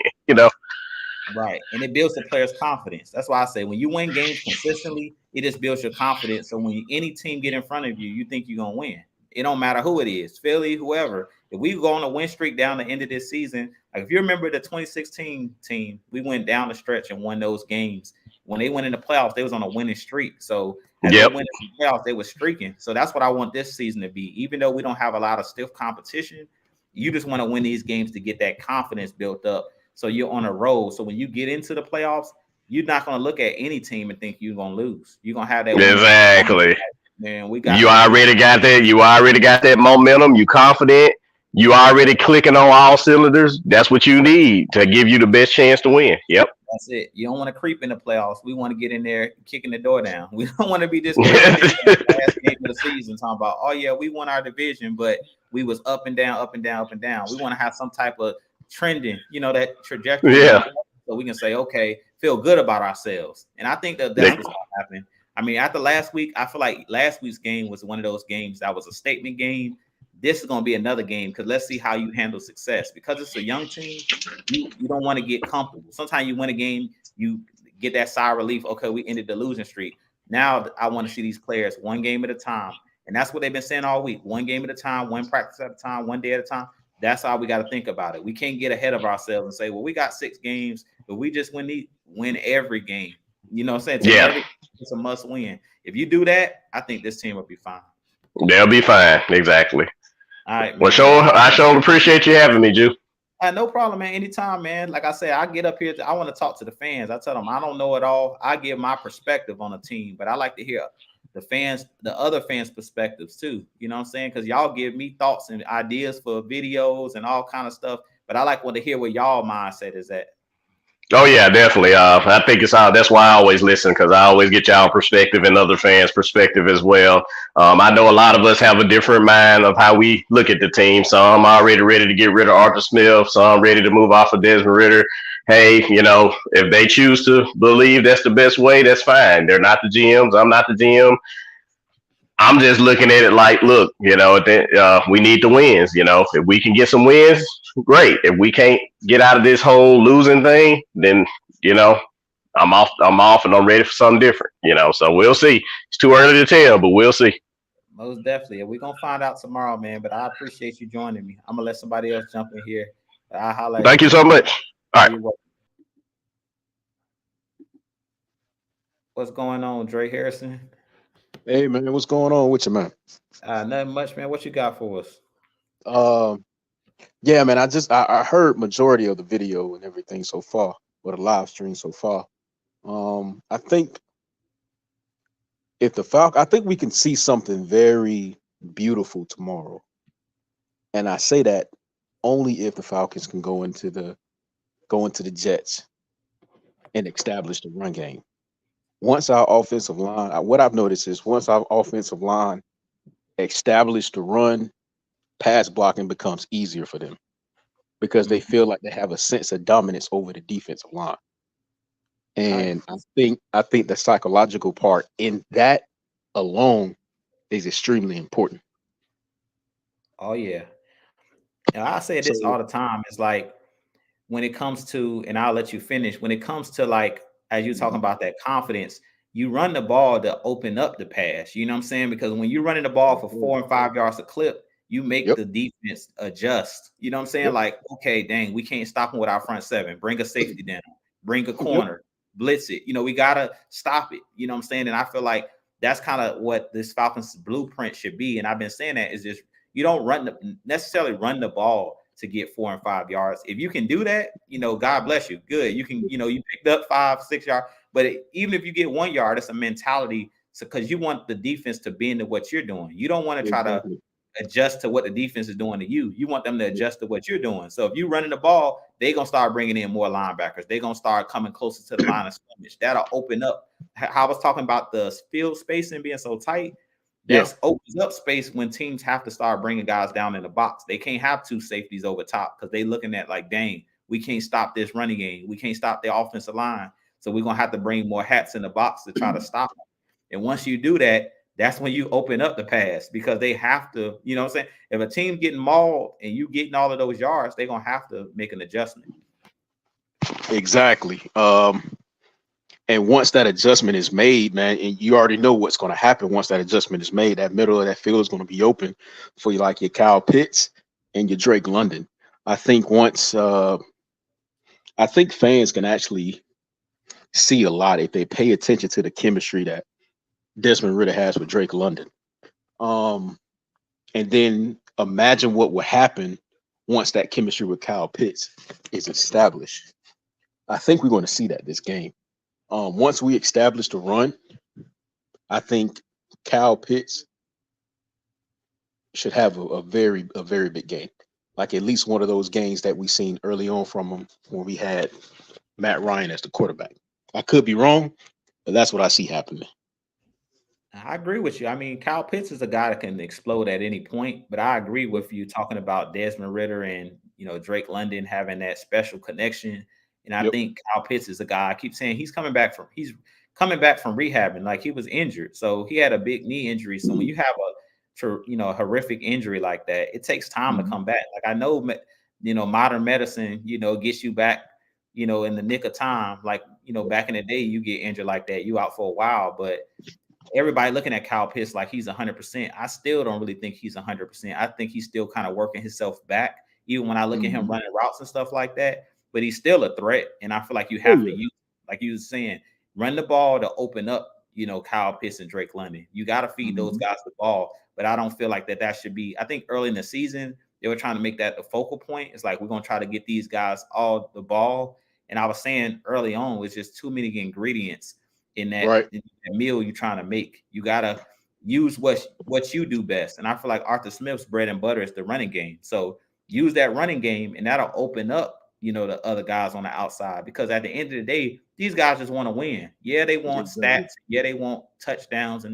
but I feel like if you run the ball, it's gonna open up opportunities. You know what I'm saying? For those guys to do what they do. Because once people start worrying about Bijan, Tyler Algier, CP, and then they worried about Desmond Ritter might take off and run, that's what's going to open up those guys that what you were mentioning, the Londons, the Pitts, that's going to open those guys up. But when you come out in the game passing, like you said, for one, it kills your offensive line's confidence because these guys are ballers.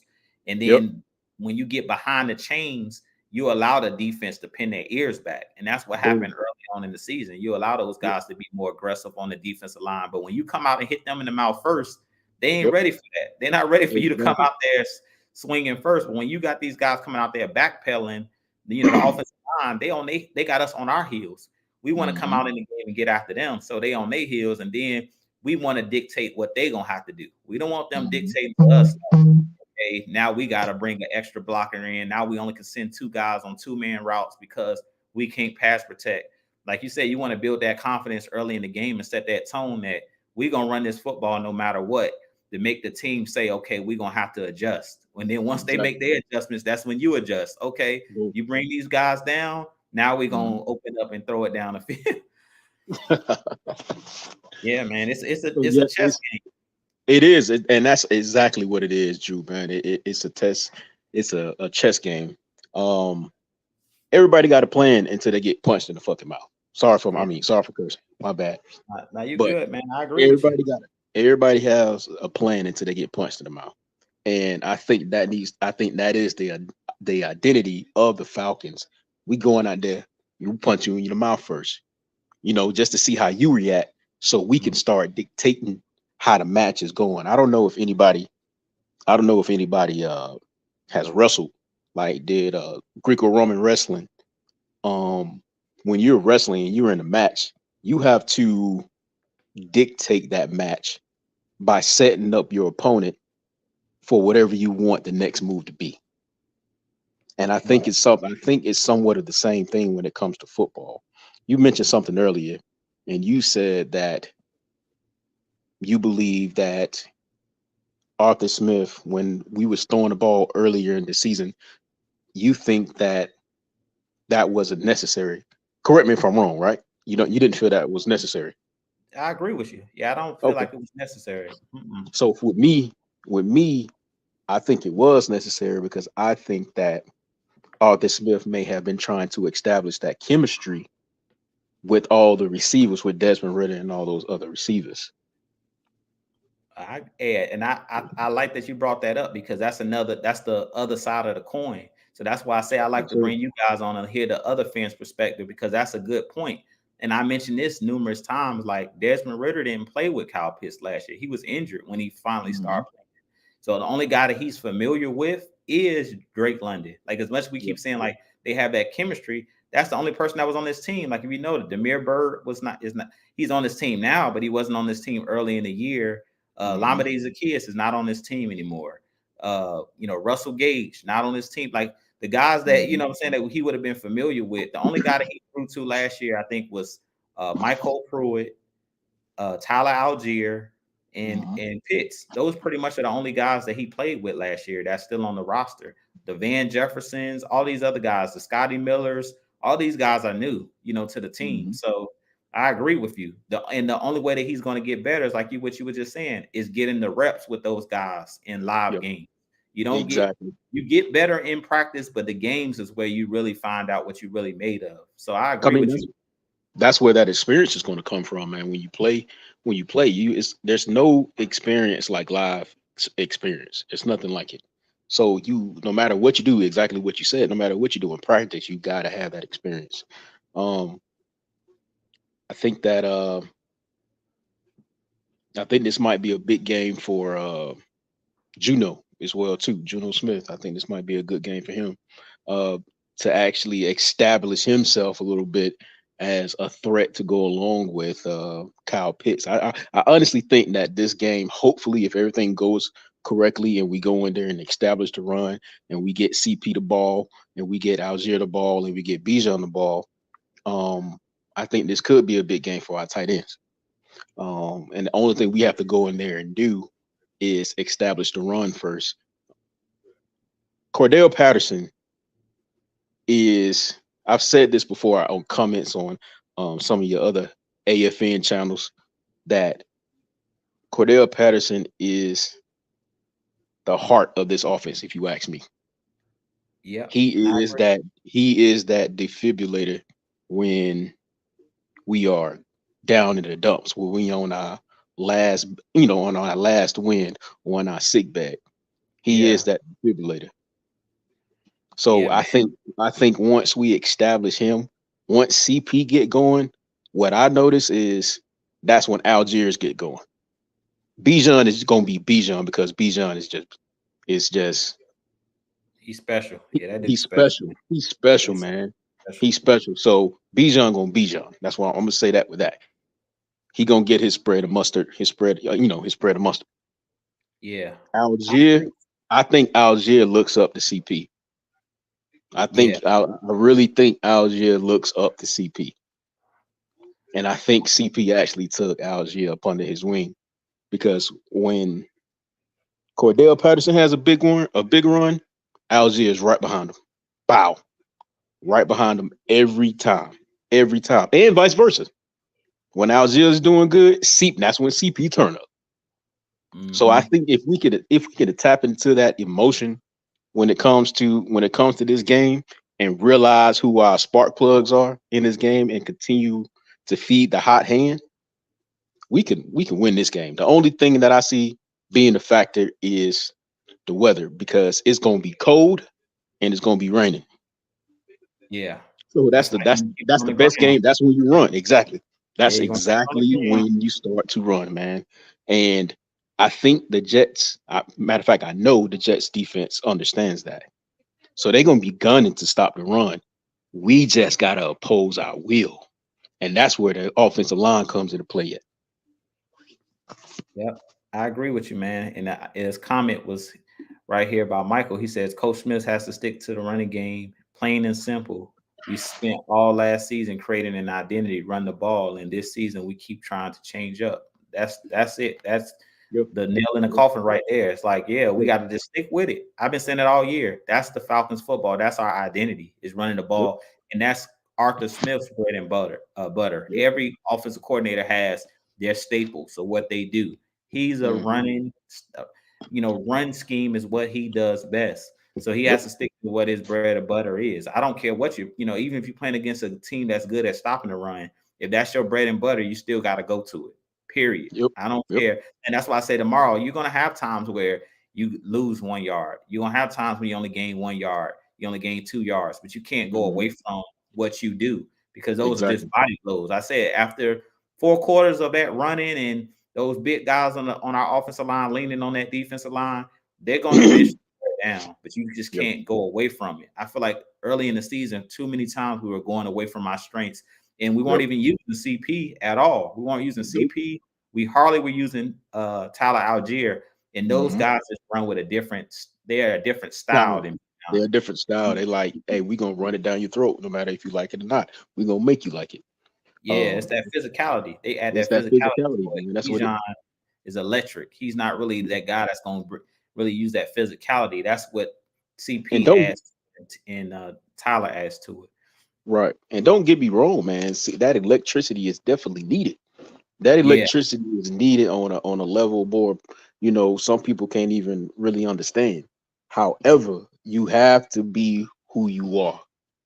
At the end of the day, you have to be who you are.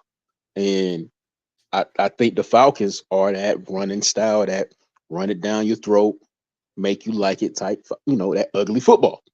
That's what it boils. But it doesn't mean that we should ignore our receivers, because our receivers got the same type of attitude. We don't really have any speed receivers. All our receivers are, let's be honest, possession receivers. We got some with speed who can get separation, but at the end of the day, our receiving core, tight ends and receivers are physical, and that's what they're designed to do. They're designed to go over the cornerback, no matter who the cornerback is, no matter who the linebacker is, and get the damn ball. I agree. That's what we are. So we also need to feed into that emotion. We got to pay attention to the receivers. Like, okay, if you played football before, you know there is an ebb and flow in the game where your energy is up and your energy is down. Your energy is constant and you peaking at a certain type of point. Right. So at that point, we need to be paying attention to our receivers, because our receivers know, they study the cornerbacks that they play against. So they know if something or a technique is working on that side of the field. And they come to the quarterback saying, give me the ball. Because they understand, but they have to, it all has to mesh together well. It all has to mix well at the end of the day. Yeah. And the way that this team stacks up, I just feel like we have way too much depth on this team on offense. And I know that sounds crazy, but the way that they built this team, it's just like how you talked about Jonnu. It's like at times I forget he's even on this team, because have so many weapons. And that's why I feel like even as a fans, we got to come to grips that every game, everybody's not going to be a focal point. Like it might be a game where it's the Jonnu game. It might be a game where it's the CP game. It might be a game where it's the Drake game. But it's going to be games where Drake got one catch. It's going to be great games with Jonnu.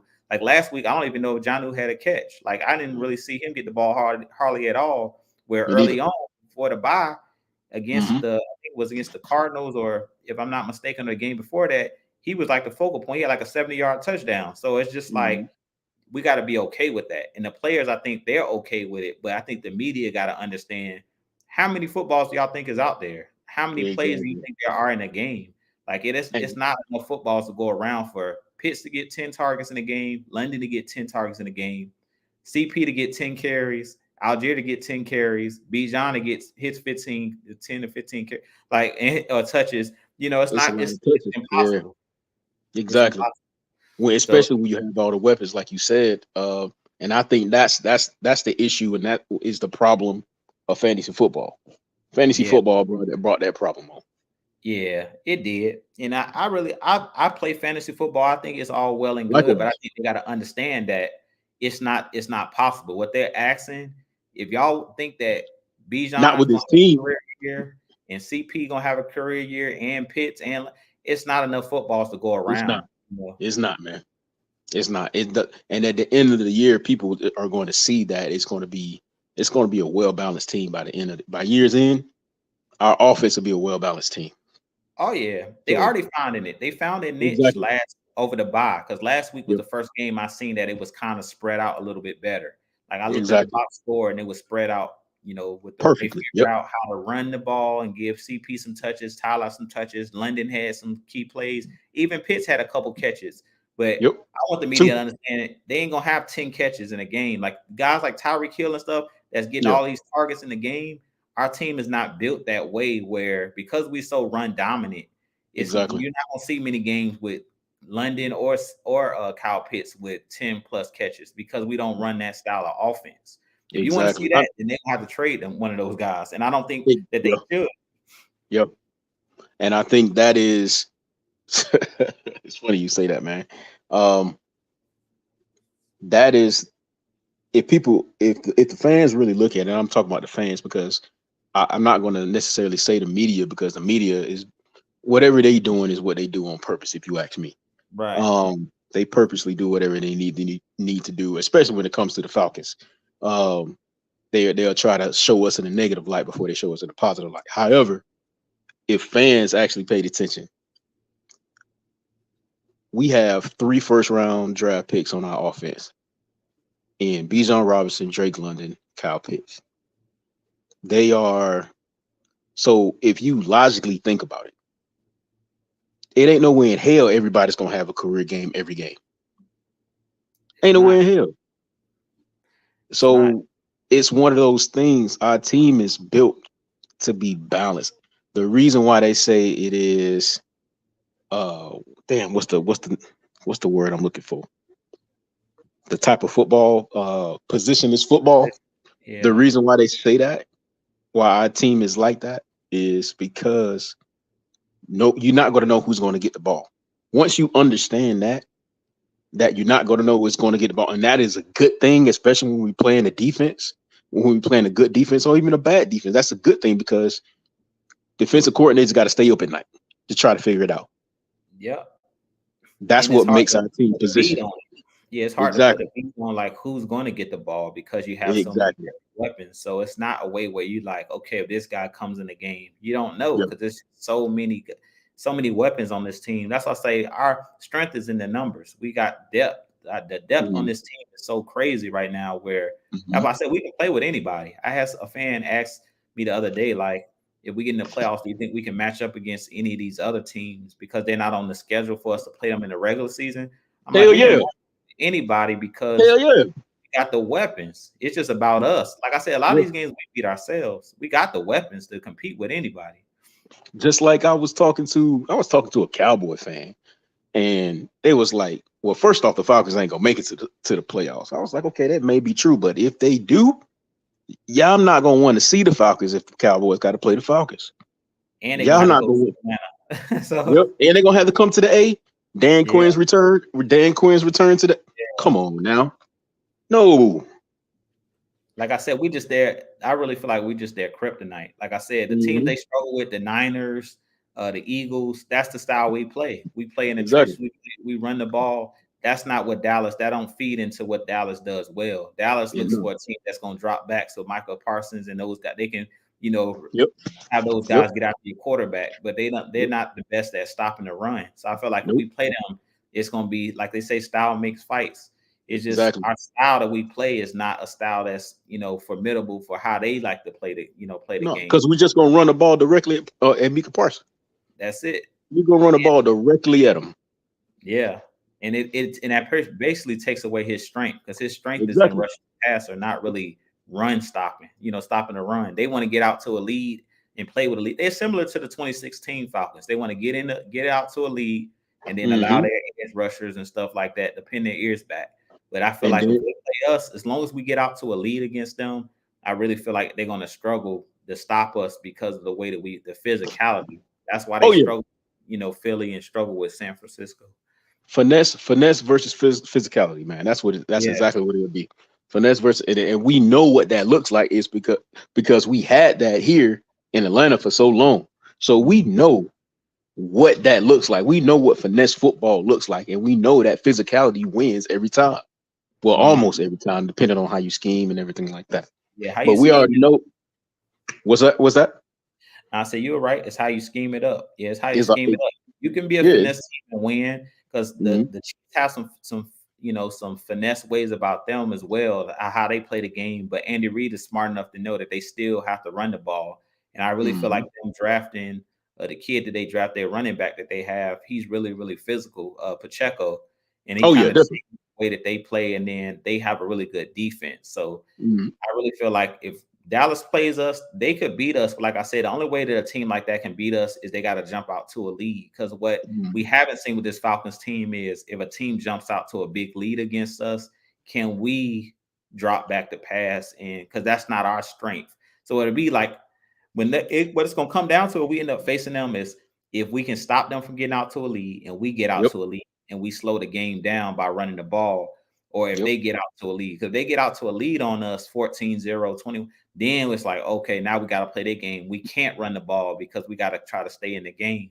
But if we get out to a lead and make them play our style, then it's going to But we have to. One thing I want to see in this Jets game, man, is we need to score on our first possession. We need to score, the only way I see that happening is offensive line doing their thing in that run game. We got to score in that first possession, because I feel like once we get that first initial score, that's when everything starts clicking. Yeah. That's when everything starts clicking, man. That offensive line getting the rolling, they start moving like a well-oiled machine and everything. And it starts looking like water after a while, man. Once you pay attention, like a Red Sea, that's what it starts to look like. Oh yeah.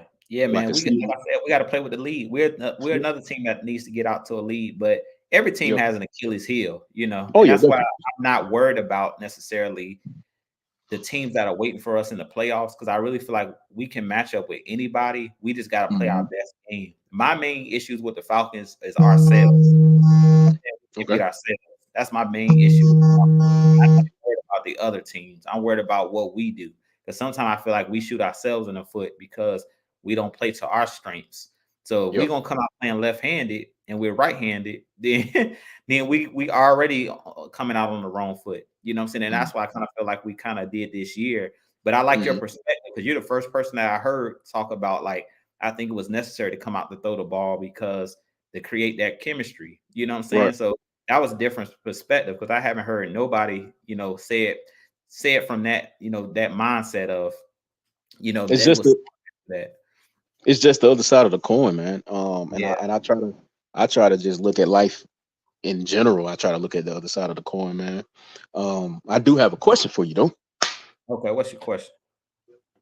Okay, we say if we go into the Jets game and we win the Jets game, do you see us going into the free agency pool and pulling like a defensive lineman or edge rusher?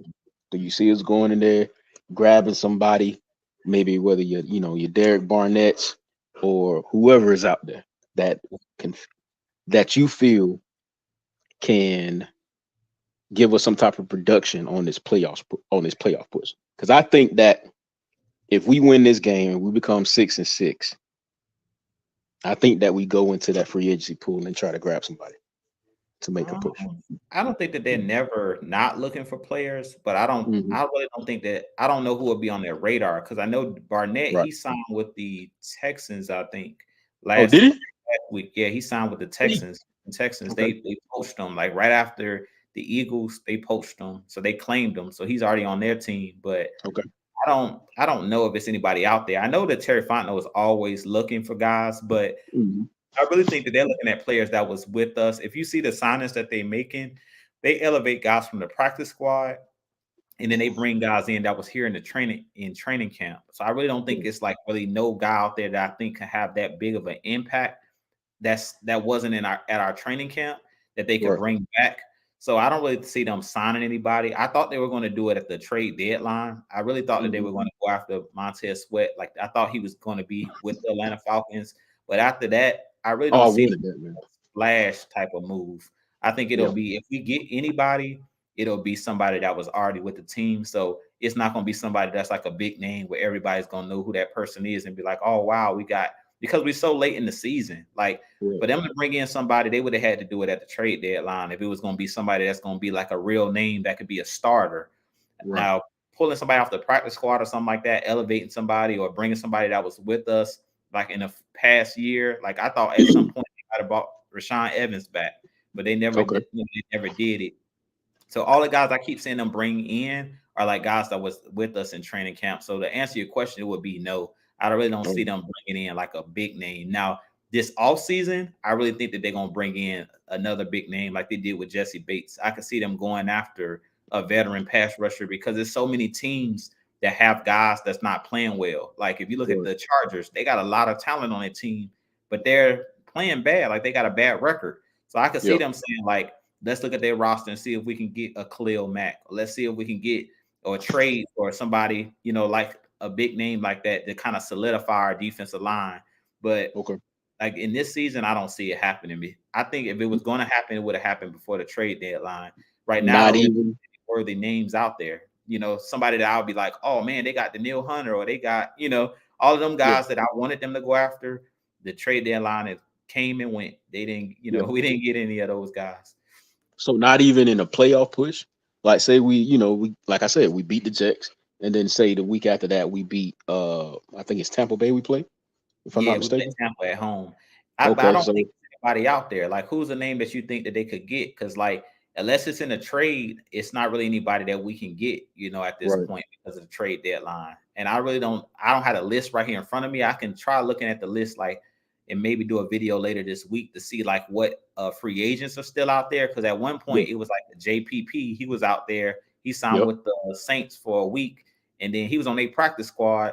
And he got poached, and now he got signed, I think, by the Dolphins or something like that. I think he got signed by another team. Like they signed him off the Saints practice squad. So outside of that, unless it's a name that I'm not thinking of off the top of my head that's like out there that's worthy of it, the other guy that was out there everybody was talking about was Shaq Leonard, the linebacker from the Colts. That was Darius Leonard. Yeah, Darius Leonard. Yeah, but he go by Shaquille now. That's his middle name, Shaquille Leonard. Okay. Yeah, he said he want to go by his middle name now. But yeah, he's the only guy that was out there. But to me, he's just an inside linebacker. Like he's not a guy that can rush this the passer. So I really don't see anybody. What I think the Falcons are going to do is keep rotating the guys that they have. And I think they're doing a good job of using guys like Caden Ellis, who's really like a hybrid inside linebacker, outside linebacker. But I don't see no big name guys coming in, unfortunately. Now, like I said, at the end of this season, when the season is over in the offseason, I see the Falcons making another splash. I think they're going to go after like a Khalil Mack or go after Daniil Hunter, one of those guys that's out there that's a big name that can kind of solidify, because you got to think about they only have a lot of guys under 1-year deals. Like Bud Dupree signed a 1-year deal. Calais Campbell signed a 1-year deal. So you're going to have to bring in another edge because Calais this season. Well, some of those guys are going to they're going to have to. I'm pretty sure they're going to resign some of those guys. Like to me, I think they're either going to resign. I think they're going to Landman. My bad. Landman. I think they're going to. I think they should resign that man. But he under contract for a while though. Landman, I think. Yeah, he's on a rookie deal, so he's only. I think he still has like a 3 or 4 year deal. So a lot of people thinking he's gonna get a raise. I don't see it happening. I can see them adding some incentives in his contract. The big I see them signing, I see AJ Terrell getting a new contract.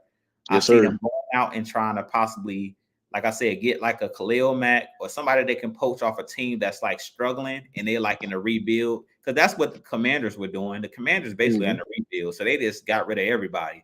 Only people they kept were guys that they already signed and they couldn't get rid of. Like they had signed Deron Payne last season, off season. And the year before that, they signed Allen on the inside. So they got their 2 nose tackles that they kept. But everybody else that was up for a new contract, Sweat, Chase Young, they basically just clear house. You know what I'm saying? They got rid of everybody because they're like, we don't have the money to pay them. And then they know they're going to fire Ron Rivera probably at the end of the season and bring in a new head coach. So they cleaning house. So I could see teams that are cleaning house. I could see them, even if they got a big name player on their team that's a veteran, I could see them trying to push one of those guys out, whether they say we're going to trade, get some draft picks for them, or if we're just going to release them. Like we seen what happened with Leonard. He just got released by the Colts. I can see that happening with like on the Chargers, because they got a lot of talent. And I think that their coach might be on a hot seat. He might get let go. So if he get let go and the GM get let go, usually that means that it's a fire sale. Them players about to be gone because the new coach is going to want to bring in his own guys that run his system, his scheme. So that's what I would tell you is look at those teams that are struggling right now, that have a lot of talent.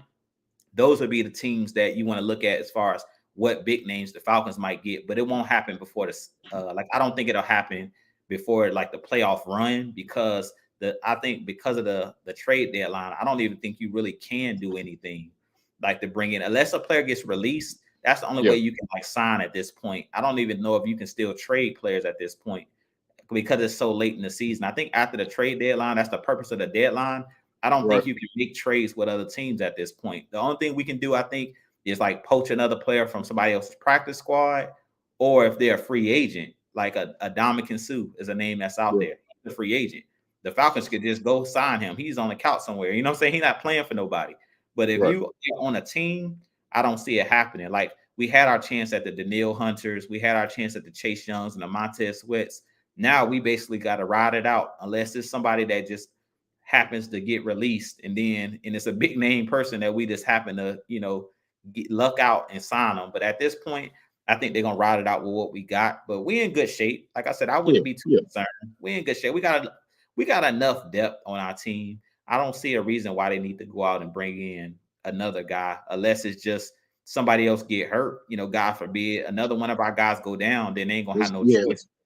Yeah, let's not talk about that. Let's keep that on. I said, knock on some wood. I got some wood. I'm gonna knock on the desk right here. We're gonna hope that nothing else happens. But yeah, we seen the Katavius Street signing because Grady went down. That was a good. Yeah, that was a good signing. I think that was a good signing. And that was like a quick, little trade, for the 49ers because they didn't really. He wasn't playing, so that was another thing that you want to look at is if it's some veterans out there that's not playing on another team, and like when we had Jalen Hawkins, he really wasn't playing. So I think he kind of like requested a trade, and they were just like, okay, he want more playing time.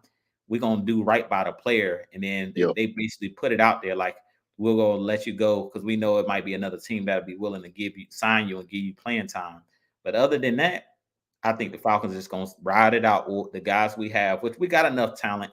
The guys just got to step up. AK got to step up. I mean, this is their opportunity. This is their opportunity to put some good film out there and to get paid, man. That's at the end of the day. That's not the only thing that matters, but at the end of the day, that is the big part about what matters is, that's an opportunity for them to get paid, earn their starting position and everything like that. That is a motivated factor in itself, if you ask me. So take advantage of the opportunity and then get the chance to get the growth as well too, because we also have some young players on the team. A lot of young players. We're a young team. Exactly. It's a young team, so we get playoff experience. This year, and let's say we don't go far, then next year, we got just a little bit more money. We can go out and sign somebody like you said, and then we'll have whatever we have when we get into the draft, and we draft those players like that, and then we bring them into this coaching, and I think we have a really good culture here as far as like developing players. Yeah. Oh yeah. They doing a good job. We bring them into the culture. We should be that much better, man. Balance that out with a couple of veteran pieces. I think that we should keep Calais Campbell if he wants to come back. I think that we should, bring that man back. Yeah, I think we should bring him back. We'll have Grady back. Hopefully he'll be his normal self and everything like that, if not better. I think AJ Terrell. Listen, I'm a homer when it comes to homegrown talent. AJ Terrell, Westlake alumni, like myself.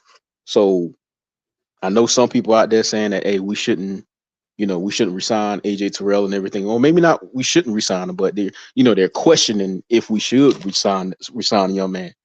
Yeah. I'm saying resign the young man. Yeah. Because I'm saying resign the young man. And if we can, keep Okudah, I'm waiting for keeping Okudah as well too. Yeah, I think he'll resign too, because I think he'll take a discount because he's had injuries and stuff like that. And I don't really think his agent is going to be able to. He's not going to be able to get top dollar on the open market. So he's going to be like, man, no leverage. He don't have no leverage. So he's going to be like, I'm going to stay here where I already know the scheme. They're giving me an opportunity.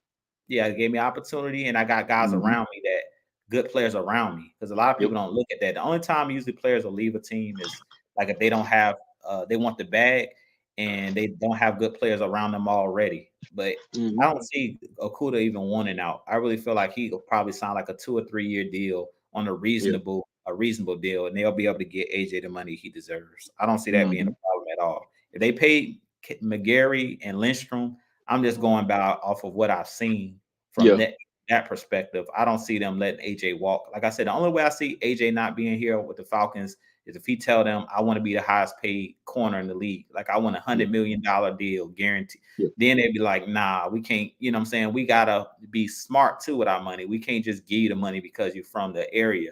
You gotta, you exactly. know what I'm saying? He's a great player, but the only way I see him not, being here is he overplay his hand and Yeah, he asks or his actual agent asks for something that's astronomical, and the Falcons are not willing to meet him. He's not exactly. willing to meet in the middle some way. But I don't see AJ doing that. He doesn't come off like one of those type of players, and I don't see his Yeah, agent trying to say like price gouge and say, "Look, we want to be the highest paid. We want more money than Jalen Ramsey got." And you know what I'm saying? yeah. I don't see like that happening. Now they'll Hopefully get that doesn't happen, man. money, but I don't see that happening. Hopefully that doesn't happen. It's just, yeah, man. You got to keep, your homegrown talent, especially your homegrown talent that's good and has Yeah, worked out and he's at the end of the day, man. He's just a great cornerback, if you ask me. And I still think he's still got some growing to do and everything, but I think he's flourishing extremely well.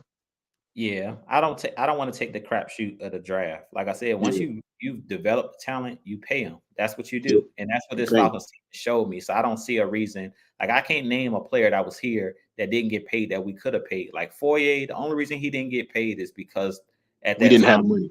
we didn't have the money. If we would have had Yeah. the money, Foyer would have got paid. He didn't get Oh yeah. paid because of the Julio getting traded and the Matt Ryan and the cap situation, so that they Yep. couldn't keep him. But if they Yep. could have kept him by all means, they would have tried to They would keep have him kept him. as well. Yeah, they definitely would have kept the man. But But yeah, man, I mean, that's just we also have to understand that, man. I don't think I think the loyalty to the player is going to have to be earned in this new regime or this new era, Arthur Smith, Terry Fontenot era. Um, it's going to have to be earned. But I think once you earn it, I think Arthur Smith and Arthur Blank and Terry Fontenot, they're going to show their loyalty like they always have done. yeah, Because I think Arthur Smith and Terry Fontenot they have the same mantra as Arthur Smith. They have the same. I think everybody's on the same page. yeah, they all on one accord. I think, like I Mhm. said, I don't see it being a issue at all. I just look Right, at the history. I look at the history of what the team has done.